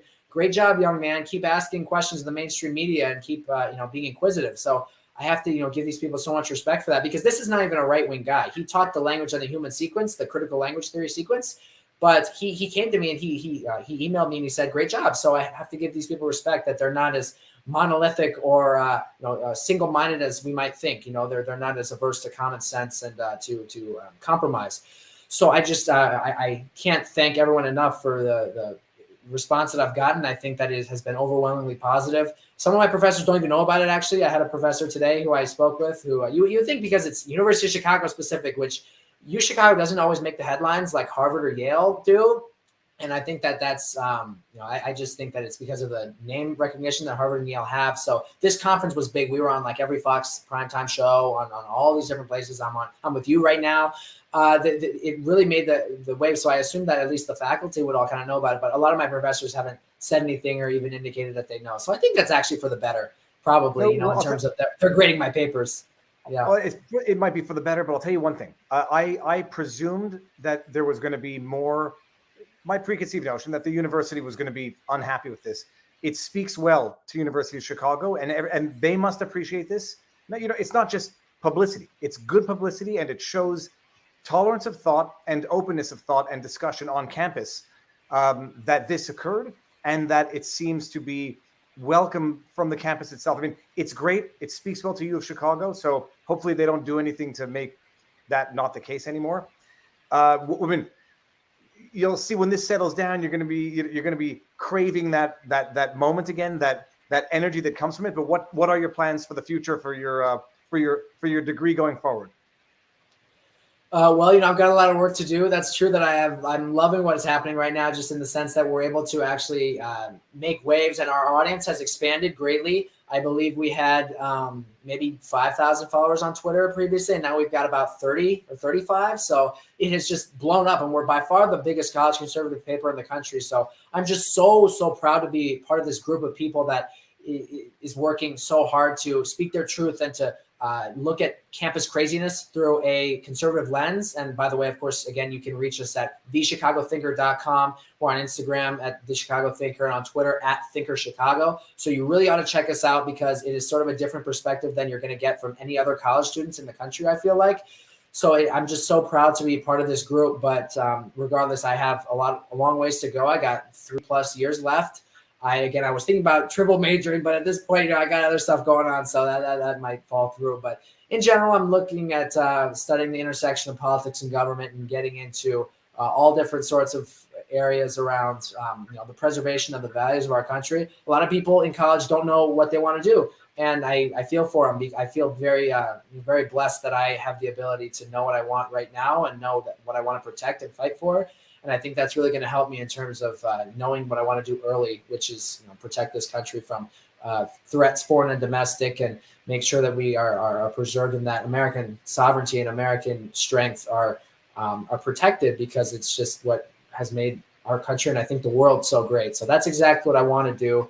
I could be in media. A lot of people are telling me I got to go become a journalist and save the world, and I thank them for that. But I consider journalism. I consider working on campaigns and with elected officials, and there's a lot of ways to go about it. But I want to help protect this country. That's what I want to do. Well, I'll tell you one thing. We've been going for an hour, and people will now know this was not a one-off, and it was not a prepared answer. It was not a prepared question from a superficial young man. Chris, it's amazing. What you did was amazing. You're eloquent, well-spoken, and you think well. What drives me nuts is I don't even like calling this conservative thought. It just sounds like common sense. It's just thought. So it's amazing. Keep it up. We'll be in touch. Thank you immensely for coming on and spending this much time with me. It was great. I'm not going to end the stream now. I'm going to click you up, but I'll message you afterwards. I'm going to put all of your links in the pinned comment of this stream when it's done. Right now, the Chronicles is already up there as the pinned comment in the chat. But man, Chris, keep it up. I mean, you don't need anyone to encourage you. You are motivated, you're driven, and you're principled. So those are the three best things any human can aspire for. One last thought for the crowd before we say goodbye. Well, thank you so much. It's been such an honor. It's been a lot of fun. A lot of my friends are huge fans of yours. When I told them that you invited me on the show, they said, "What? That's crazy, man. You got to take it." So, I planned on it anyway, but you got a big influence, and I appreciate you having me on. Again, if you're a young conservative or even an old conservative and you're in an environment that is unfriendly to your thought, I encourage you to stand true to what you believe in and speak your mind, because sooner or later, you will be very happy that you did so. So I encourage you to do all that. You can hit us at the Chicago Thinker, and you can also hit me on Twitter and Instagram at Crispy the Truth for more content. But I thank you so much for having me on. I'm happy to come on anytime. It's been great. Beautiful. I'll talk to you soon. I'll message you afterwards, and all the links will be there. Chris, thank you very much. Have a good day. Great. Thanks. Yeah. That was amazing. So, and I want to say this. Not surprisingly amazing, but what's the word I'm looking for?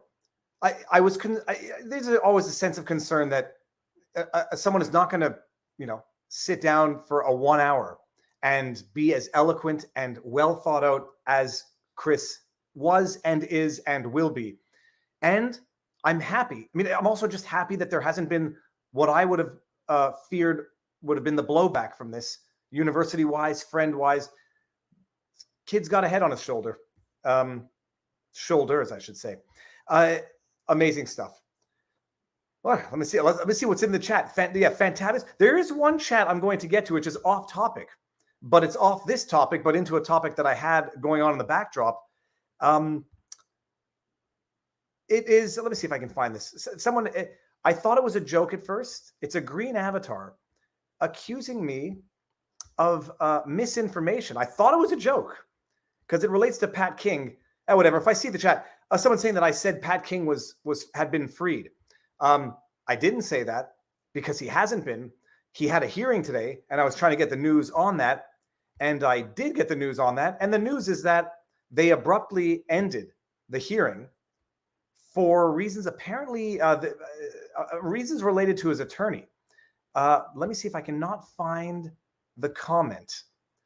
And at the risk, I thought it was a joke, and people say don't entertain the trolls, but I do like to make things perfectly clear. Oh, here we go. Viva needs to man up and apologize. Last first. I guess the joke might be make the accusation and then get someone to respond and, congratulations. No, Pat King has not been released from jail.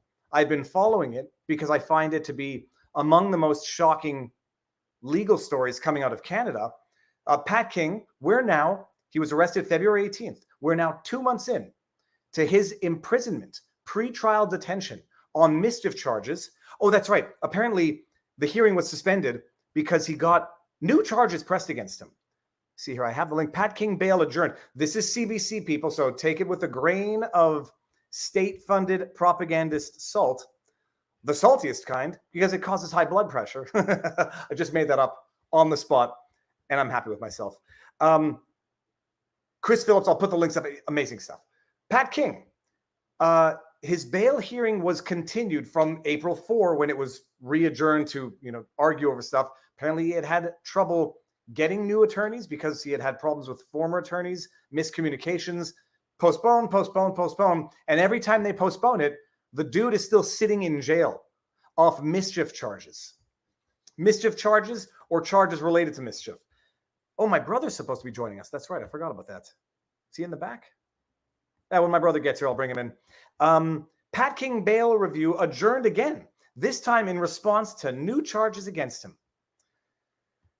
Bail review for hearing was abruptly adjourned Wednesday when King's lawyer's computer was hacked. So that's what happened. What day is it today? That's what happened yesterday. There was the news was reporting an abrupt adjourning of the hearing because his attorney's computer was hacked. Today it was adjourned, apparently, for new charges. A key figure of the Freedom Convoy protest will remain in custody for now.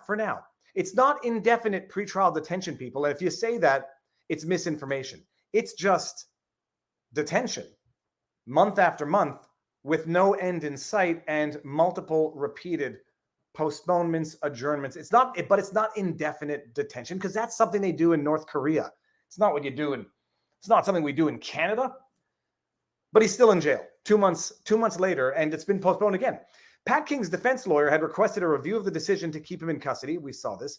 The bail review hearing started Wednesday, but came to an unexpected stop when King's lawyer, David Goodman, better hope he's not related to Saul Goodman, who was appearing virtually, interrupted court to alert everyone his computer had been hacked. My goodness. Through Goodman's computer speakers, a cryptic voice repeatedly said the computer had been locked. What's he opening up attachments during a hearing for? I don't know what happened. I wasn't able to tune in yesterday, and I tuned in today, but the hearing was over, so I'm sitting there waiting on hold for indefinitely. Proceeding was adjourned until Thursday, and Justice Graham Mew ordered a publication ban on the hacking. All right, well, CBC reported it, so I'm not in trouble. When the hearing resumed Thursday, the publication ban on the hacking was lifted. Goodman told court his computer issue had been fully resolved, nothing was corrupted, and his files were safe and secure. All evidence presented at the bail review remains subject to a publication ban, which is often requested and granted to prevent potential jurors from being prejudiced ahead of trial. Yeah, my butt. That's the concern.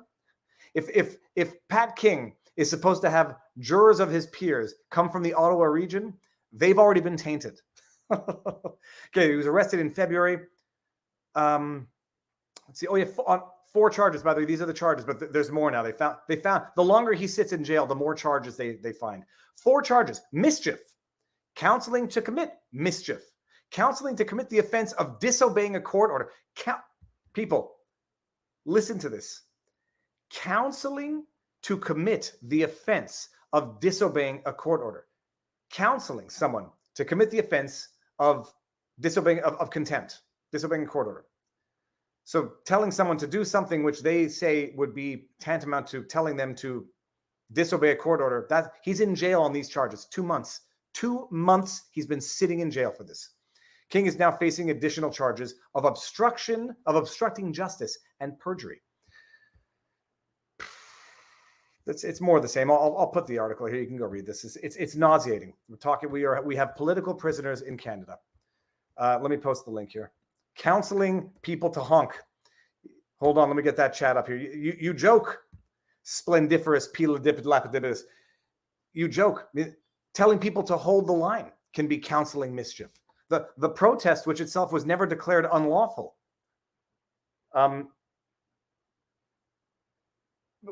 The protest, which was declared unlawful. Holy crab apples! I got 19 text messages. Where's my brother?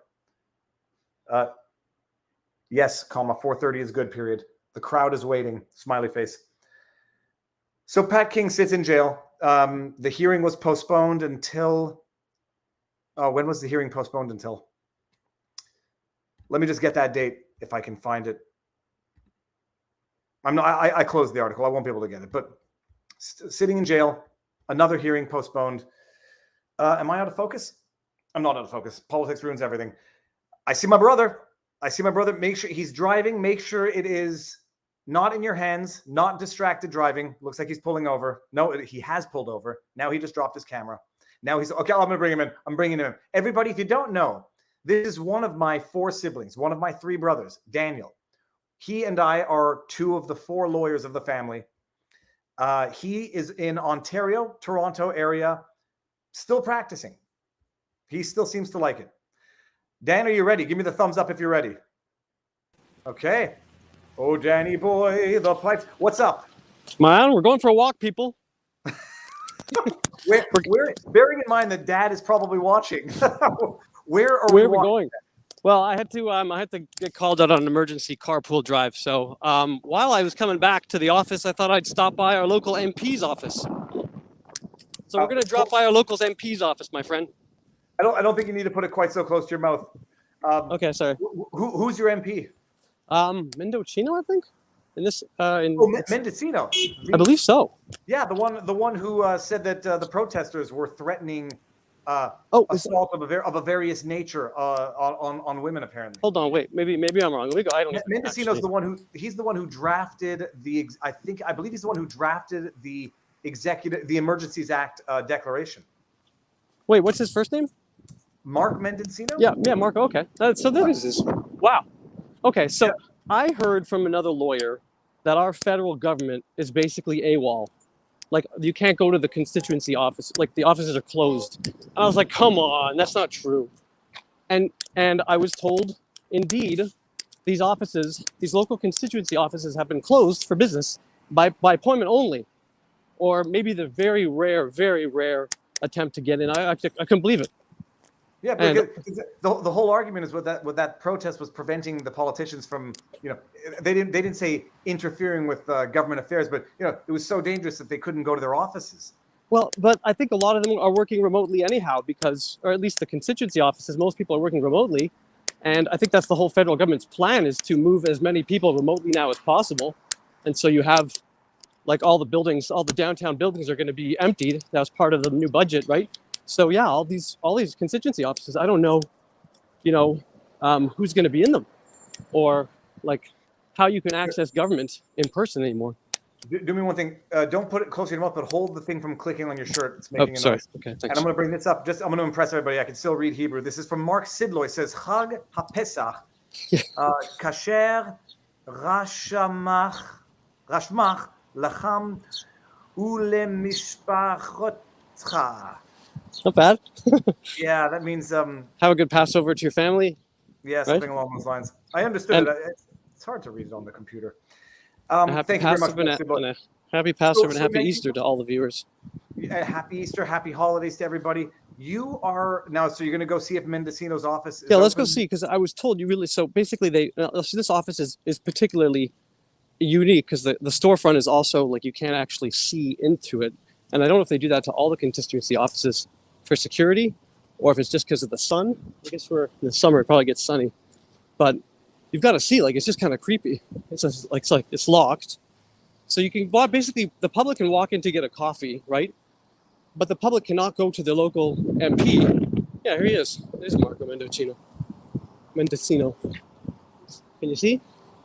Yeah, that's interesting. So look, I'm all for safety, right? And if there's a pandemic. There's a pandemic, you don't want to spread it, right? But what are the hours? 10 to 4? I have to, maybe they'll let me in if I don't, if I called, I could have probably booked an appointment, right? So you can book an appointment and they're available on the phone, right? But the pandemic is so dangerous that the government has to shut its physical presence. Yeah, but meanwhile, ruling by edict and diktat through non-legislative implemented policies right? over 2 years, because that's how democracies function in times of emergency. So this is my question to the viewers. I'm just curious, in other jurisdictions, are you able to? Is it operating the same way now, given the outbreaks in your local communities? Like, can people access their government like that, like physically, just walking in? Like, I'd be curious. Dan, Ford just passed Bill 100. Status reached royal assent. I understand not all members were notified for the vote. Ontario protesters just lost a lot more rights. What is Bill 100? Hold on a second. I haven't heard this. Yeah, hold on. Let me pull it up while we're talking. Maybe that's the. Oh, let's just see here. Hold on a second, people. Bear with me. Google Bill. Sorry, I haven't been able to follow this because I've been watching the Johnny Depp trial. Bill, yeah, here we go. Bill 100 passed. We'll just pull up I dropped my mask. Look at that. protecting what matters most Act. Let me see it. No, that I don't think that's it. Let me get the news. Why can't I find this in the news? Interesting. It prevents blockades at borders. Okay, Toronto. Here we go. I'll bring this up. We can bring up CTV News not because we trust it, but we can trust it if it's negative to be accurate. Hold on. Share screen. Here we go. Ontario legislation to prevent blockades. I think this is the act. Ontario legislation to prevent blockades at borders still too broad, advocates say, so it seems like it was passed. Progressive conservative legislation that would prevent protesters from illegally blocking Ontario's border crossings may still be too broad and could potentially have a, quote, significant impact on expressive activity and peaceful assembly, according to civil liberties advocates.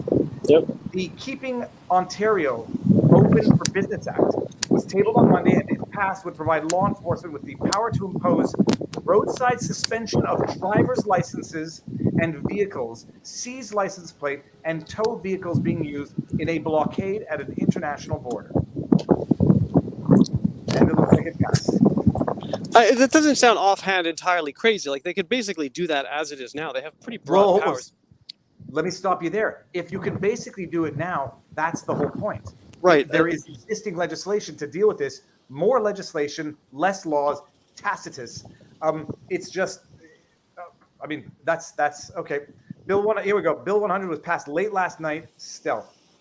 They're progressive conservatives, all right. More progressive than conservative. On that point, by the way, I didn't realize that the blockade, there was actually a lane open. I guess that's kind of obvious. It should be obvious, but that there was a lane open, first of all. And second of all, the court injunction that they got actually specifically allowed for peaceful protests as long as it wasn't blocking the bridge. So there's some weird stuff going on with that whole event. We'll probably get into it later. We'll hear more about that. We covered it in real time. There was people were saying there was a lane open. They were also explaining that there were alternative methods of travel. Although the underground tunnel would not allow trucks of certain sizes or carrying certain materials. Right. And someone says, Kimberly Jane says, right, Viva, legislation instead of law is the point. No, but they already have, mischief. Mischief is I mean, for goodness sake, they've already arrested Pat King on mischief charges. So right. What do they need to pass a new law in order to have more tools to already do what they have tools to do? Okay, hold on. We got Lee Richards. It says in the U.S., federal employees went back into offices and the doors are open as of March 30th. Okay, so it's recent there too. A little different. But Dan, so what's we had two things we were going to discuss, and I forgot what they were now. Well, I think it was relating to ongoing. Oh yes, I wanted to talk about what I'm seeing a lot of in the wrongful dismissal, what I call wrongful dismissal, constructive dismissal, leave without pay that's been going on interminably. And again, it's not interminable, like you say with the detention, Pat King's detention. It's not interminable. It's just. It's undefined. They say stop touching your mic, Dan. Stop touching it, Dan. No, leave it down and stop touching it. Okay. So people, we've been talking about this here. The federal employees who are subject to a vaccine mandate, if they don't comply, they're placed on unpaid administrative leave. Correct. Okay. I'm speaking in legal terms. To me, that looks like, if it's not wrongful dismissal, it's at the very least constructive dismissal in that they've renegotiated a clause into the contract, presumably, which says when we hired you, you did not agree to this, but now we're imposing it. And if you refuse to do it, we're not firing you. We're just putting you on unpaid administrative leave. Right. So what is the difference? What is the difference between that and firing someone? It's a bit of a gray area because it's kind of like keeping someone in jail as part of it, right? It's like, how long can the person go before it's just considered firing? Like 2 years, 1 year? Like what's the threshold, right? So you have some people, I think they're up at 4 months now. They've had to sell assets to survive. Maybe they've taken other part-time gigs. They haven't qualified necessarily for employment insurance because again, our dear leader, somehow through the chain of command, implemented a policy at employment insurance, for an employment insurance policy that prevents people from getting any basic income. So what you're seeing, in my view, is a massive taking of property by the federal government. This is like people's severance packages. If we consider this wrongful dismissal or constructive dismissal, it's a huge amount of money that is basically being taken from these employees, and it's happening on a scale. Like, I don't know from my perspective, it's huge because you're dealing with hundreds or thousands, tens of thousands of employees that have had, anywhere from $10,000, let's say, or to $200,000 taken from them. And it's adding up. It's a massive taking. And again, I'm reading a chat. Kimberly Jane says 39 city workers in BC won their job back and won back pay in BC. Small start. It's actually, I'm going to go look into that, because I wouldn't even call that a small start. I would call that a very big start, especially because BC, for anybody who lives in Canada, won't call them the wokest of provinces, but they're among the wokest. BC is where you have a lot of the human rights tribunal decisions coming out, awarding punitive damages for misgendering 2 particular cases. So BC as a court system, as a province, is exquisitely on the left of the spectrum if we break it down that way. So I wouldn't call that small. And the bottom line is, people are going to sue. I think they can and they should win. And the government's just going to end up, good. They won back pay from the government. We all pay for that, using our taxpayer dollars for that. Right. So that's the idea. The idea is that they're all going to eventually, they will succeed, either at arbitration or, in the courts. But it's time. Like, how long? So right now we're, one of the unions is waiting for an arbitration decision from last week. So depending on when that sweet decision comes out, they'll get their back pay. So in that case, we're wrong. So that wasn't constructive dismissal. They get all their, so the damage has been repaired, right? Well, that would be the result of fighting of constructive dismissal in the first place. I mean, you can hire them back and pay them back with back pay, or severance them and package and who would want to go back working for that employer, but some people won't have a choice. Well, that's right. That's the other issue that we're seeing. You're seeing now is this toxic culture of they're back at work. Some people are very pro-vaccine, some very, very anti. So it's like it's hard to get people back at the table now, even when you do get when the person gets their job back. So it's very tricky. It's do you have any of these files that you're currently involved in? Yeah, I've got a couple, and they're at the negotiation stage, right? So but yeah, there's a couple out there. I mean, again, they're a lot of the big decisions are kind of floating out there still, so in terms of the arbitration result. But yeah, we've negotiated a couple, and a couple are still in progress. Yeah, the thing is, and we don't need to get into your details, but they don't need to settle. They need a court precedent. And I'm going to check out the one out of BC, and someone says get the lawyer on if we can. But the problem with the precedent too is that not everybody has to follow it, because it's good to have in the arsenal, but another employer will say, well, that case is a bit different. We can distinguish that work setting because it's more of a congregate setting. So everyone can game the system if they don't have the higher principle in mind, which is that we have to in my view, you have to accommodate as much as possible someone even who doesn't want to get back, whatever reason they don't want to. You can't. I would never recommend firing that person on the spot on the basis of misconduct. It's not justifiable based on it's just not justifiable. So you negotiate a severance package for all these folks. That would have resolved all this dispute. Probably most of the truckers as well. I can't speak for them, but if I was a trucker and I got a 2-year severance package to go find another job, re-educate myself in a different industry, yeah, that's not a bad gig. Of course, there's still the feeling of I was terminated because of a policy, a bizarre policy, but that's kind of a separate issue. But yeah. Well, I mean, on the subject related, I want to find the article from the CBC that you had an interesting exchange with. Oh yeah. Give me the subject matter of the article. It was CBC said the NACI. Yeah, the CBC's NACI policy updates its policy, encourages. Here we go. I'll pull it up, and it says Canada's vaccine advisory body strongly recommends boosters for all adults as virus. Right. Recommends boosters. Don't spoil the punchline. Don't spoil the punchline. You're getting me riled up. I got you. Anyone who knows the Jerky Boys, I got you riled up, Jack. Riled up. Okay, here we go. Dan, you see the article like I see it? Yeah, Canada's vaccine advisory strongly recommends boosters for all adults. Okay, let's read it. That's the headline. Let's go and see where the lead is buried here. Don't Recommendation comes as country is seeing a resurgence in COVID-19 cases. Oh, okay. Canada's National Advisory Committee on Immunization. It's called the. I mean, you can't make this stuff up. We're being covered by the NASA. I know. We're gonna pronounce it Italian like it's Nachi. Nachi. Or Naki. I like that.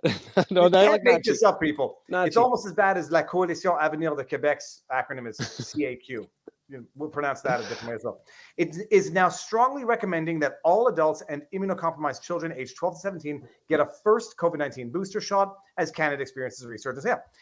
NACI previously said that boosters for those two groups should be considered discretionary. Okay. Let's just, it's now strongly recommending. They had previously said that the boosters for those two groups should be considered discretionary. Chief Public Health Officer of Canada, Dr. Theresa Tam, the woman who said you should strongly consider wearing a face mask during sexual activity, not joking, among other things. Well, some people might do that anyhow.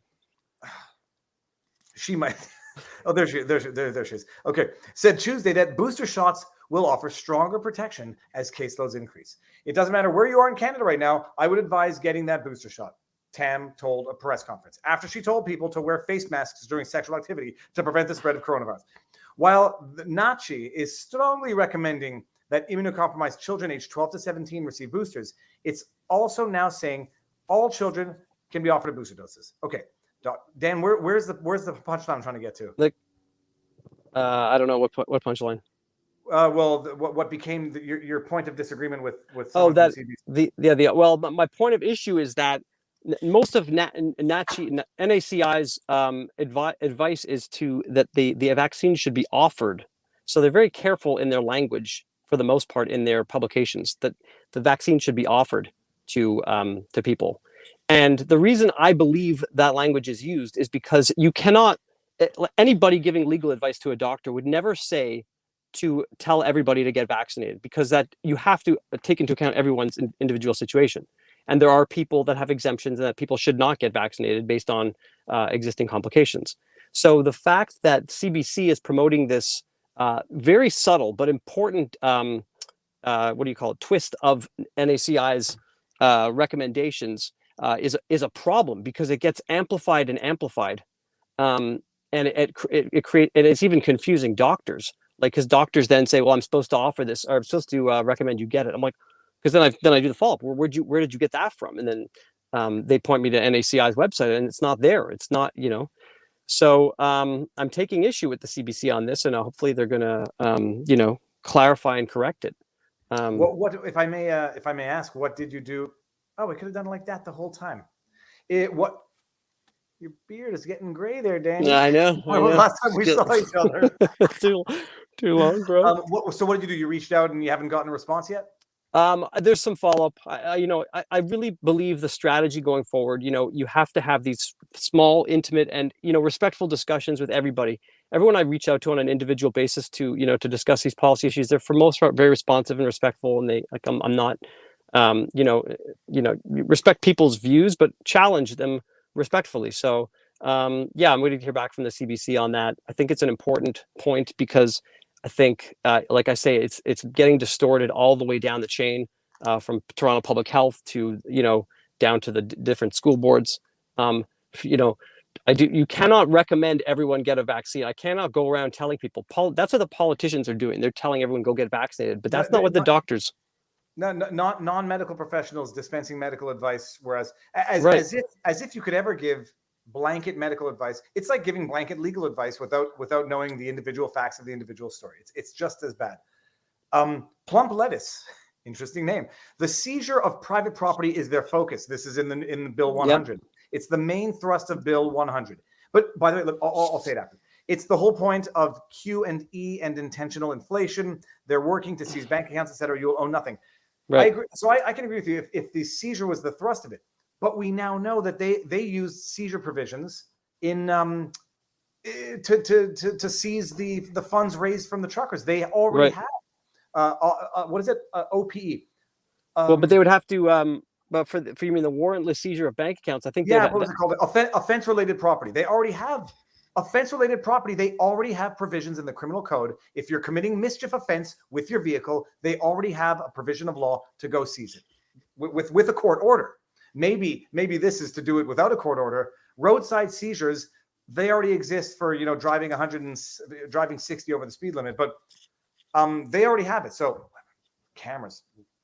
Anyhow, so that's it. It's just it's more as far as I'm concerned, more legislation where existing legislation already provides the existing remedy. But there's an expression in French, trop fort casse pas, too strong does not break. That's not true. More laws, less justice for good reason. It creates ambiguity. Why would they have implemented a second law if they already had all these powers under the first law? Therefore, the second law must offer something that the first law does not. Otherwise, they would not have enacted the second law. So let's read it differently. Yeah, So it's interesting. What else have you got going on? Apart from that, not too much. I mean, that's pretty much it. I just wanted to, Can you take your hat off for a second? Do you mind? Yeah, I got the fro going too. Yeah, dude, you got it going on. Got some competition. Oh no! I will always have 8 months of hair growth ahead of you, Dan. Let's see. It's a nightmare, a ridiculous nightmare. Stupidity carried around on a silver platter. I mean, I tend to agree. Right? You need to study it. No, that's it. I'm gonna go check the Bill 100. And hey, who knows? Maybe I'll get Doug. I'll get Doug for. I don't want to make a joke there. I'm not making a joke. It's Doug Ford. It is Doug Ford, and you know what? He's a very personable, very personable guy. Guy running for re-election, and a lot of these government folks are trying their best, and they're caught in a very difficult situation where if they have to find some group to satisfy here, right? So you get everybody's yelling at them. They found a group to satisfy. It's called the WEF. I'm past the point of giving them the benefit of the doubt. They don't deserve it. They've proven that they don't deserve it. François Legault in Quebec. Anybody who's not paying attention to that, to the Heron report, HERRON, which is the old person home where a quarter of the residents died within a month in March, and the government knew about it, said they didn't know about it, lied about not knowing about it. Now it became clear that they did know about it. The police call has been released of a director, I think, of the private health, the private long-term care, leaving a call with the police saying 33 residents died within a month. You need to open an investigation, and the government lies, moves on, and then insult to injury, uses that number of deaths in the province to lock down the healthy instead of protecting the vulnerable. Doug Ford, no longer benefit of the doubt for me, but right, and the issue is, in a period of uncertainty, my concern is using incarceration and using, this is GCT tactical. These folks, I don't work for them, but this is like tactical use of force. Okay, at one point I was trying to be a security guard, until I realized that lawyers are exempt from the Security Guards Act. Well, and by the way, everyone should realize my brother's, he's skinny, he's wiry, he's very strong, but I'm thicker than my brother. Thicker, only in that. Thicker in the head, thicker in the muscles, and thicker in the thighs. Now, what do you weigh these days? I'm about 160, I think. Yeah. Okay, so you're getting up there. But yeah, it's when the government uses incarceration and the heavy hand of the law when we're really not sure what's the best outcome. So. That's where I think there has to be more caution in terms of when we're not sure what the best thing to do is.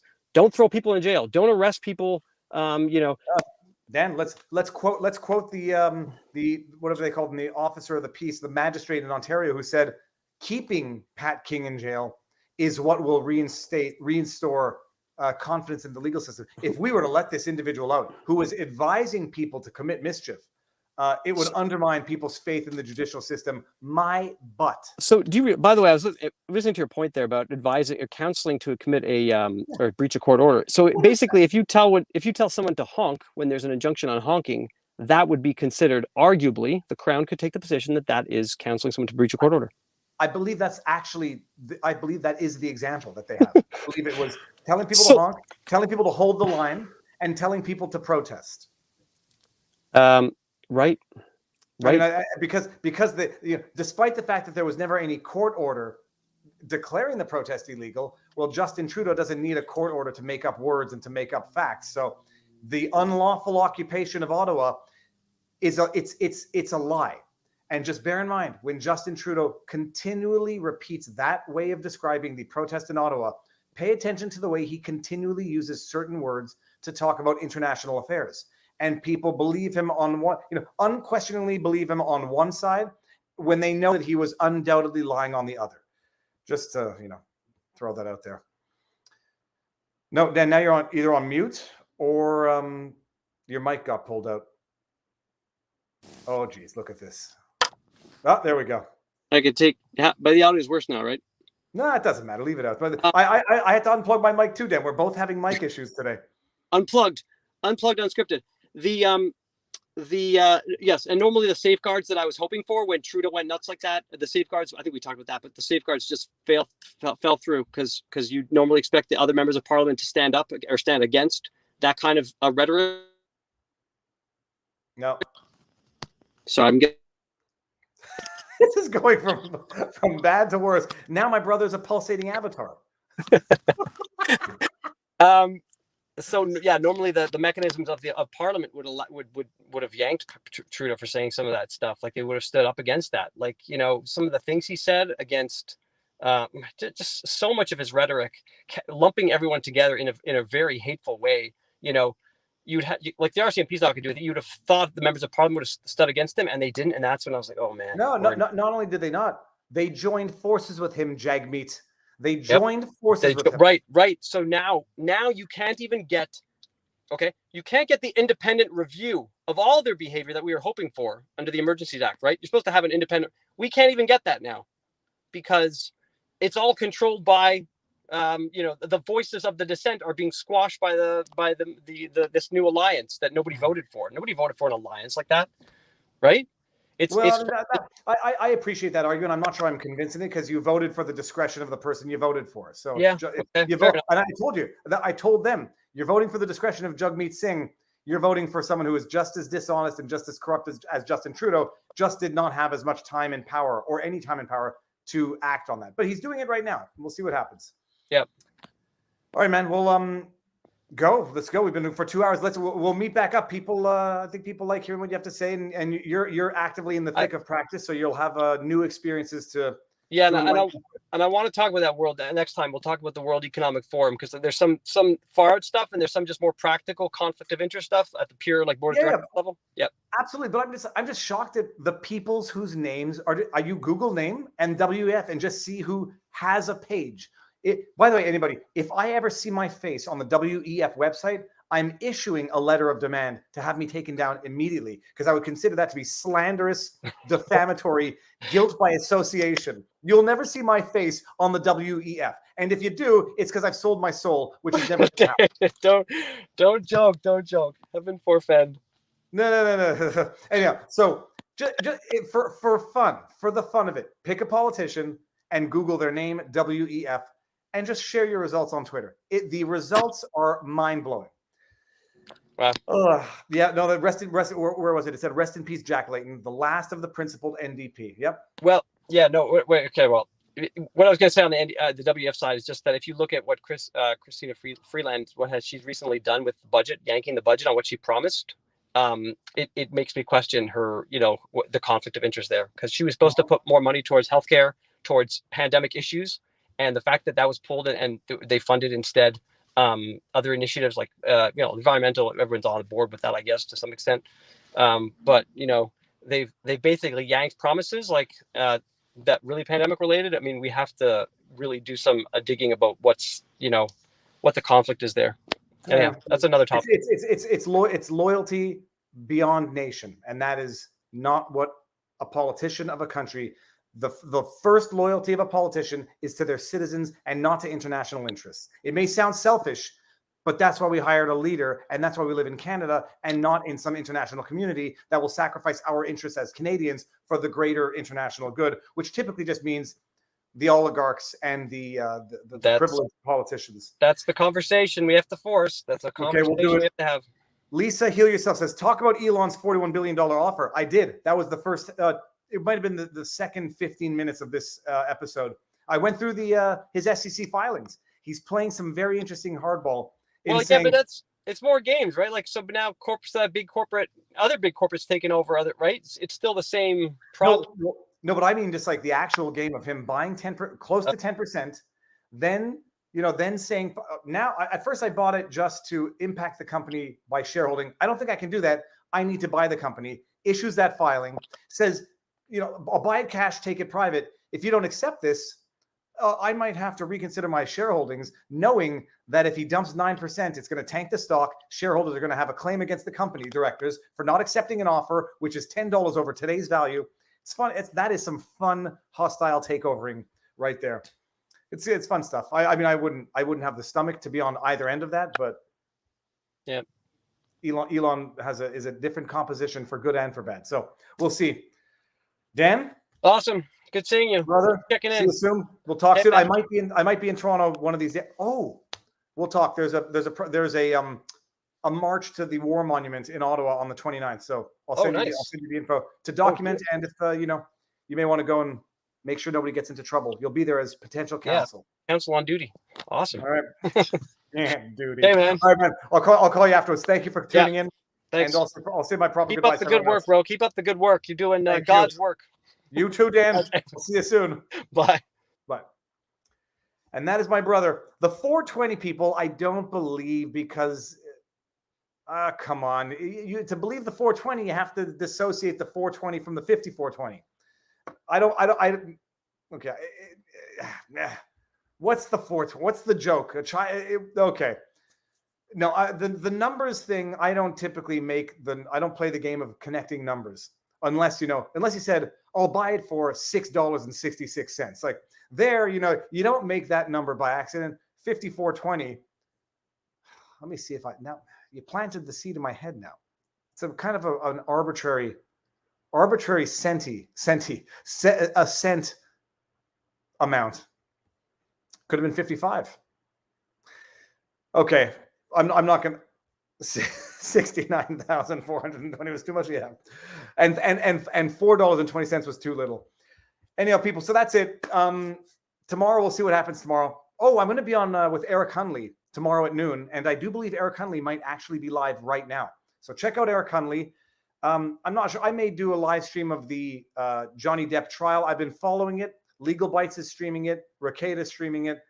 I might not have anything new to add, so I won't be redundant for the sake of it, but I will be talking about it because I'm following it. And it's interesting. It's highlighting the warnings that I said in the beginning as reasons for which I might, if I were Johnny Depp or his attorney, might have advised him not to take the lawsuit. We're seeing it in real time now. The latest twist was that one of his witnesses got kicked off the bench and had her testimony struck because it was discovered. I'm going to try to find out how they discovered this. She was watching clips of other people's testimony. Very, very dramatic stuff that occurred right before we went live here. So everybody in the chat, thank you as always. Thank you for being here. That was amazing. If you want to snip Twitter bites of the interview with Chris, go ahead and do it. Blast it out on Twitter. I want the part where I asked him about whether or not he would go on with Stelter. Stelter. Stelter blocked me, so I might need the team to tweet that out. But I'm not even. I do believe that CNN is so dishonest. It might be. I would probably still accept it and go on and then live with the consequences because I would rather have that be my fate than have CNN say we invited him but he declined, because that's what they would do. It would be a dirty play one way or the other. Thank you all. It was a great show, and I'm not saying that because of me. I'm saying that because of the guest, Chris Phillips. Impressively impressive, if I may be redundantly repetitive. Everybody, I'll see you tomorrow and Sunday. All the stuff, Twitter, yada yada, vivabarneslaw.locals.com. I put up 2 podcasts today, Hanania and yesterday's podcast, Clips, Viva Clips. I'm posting the clips there, so go ahead and check it out. Enjoy the evening.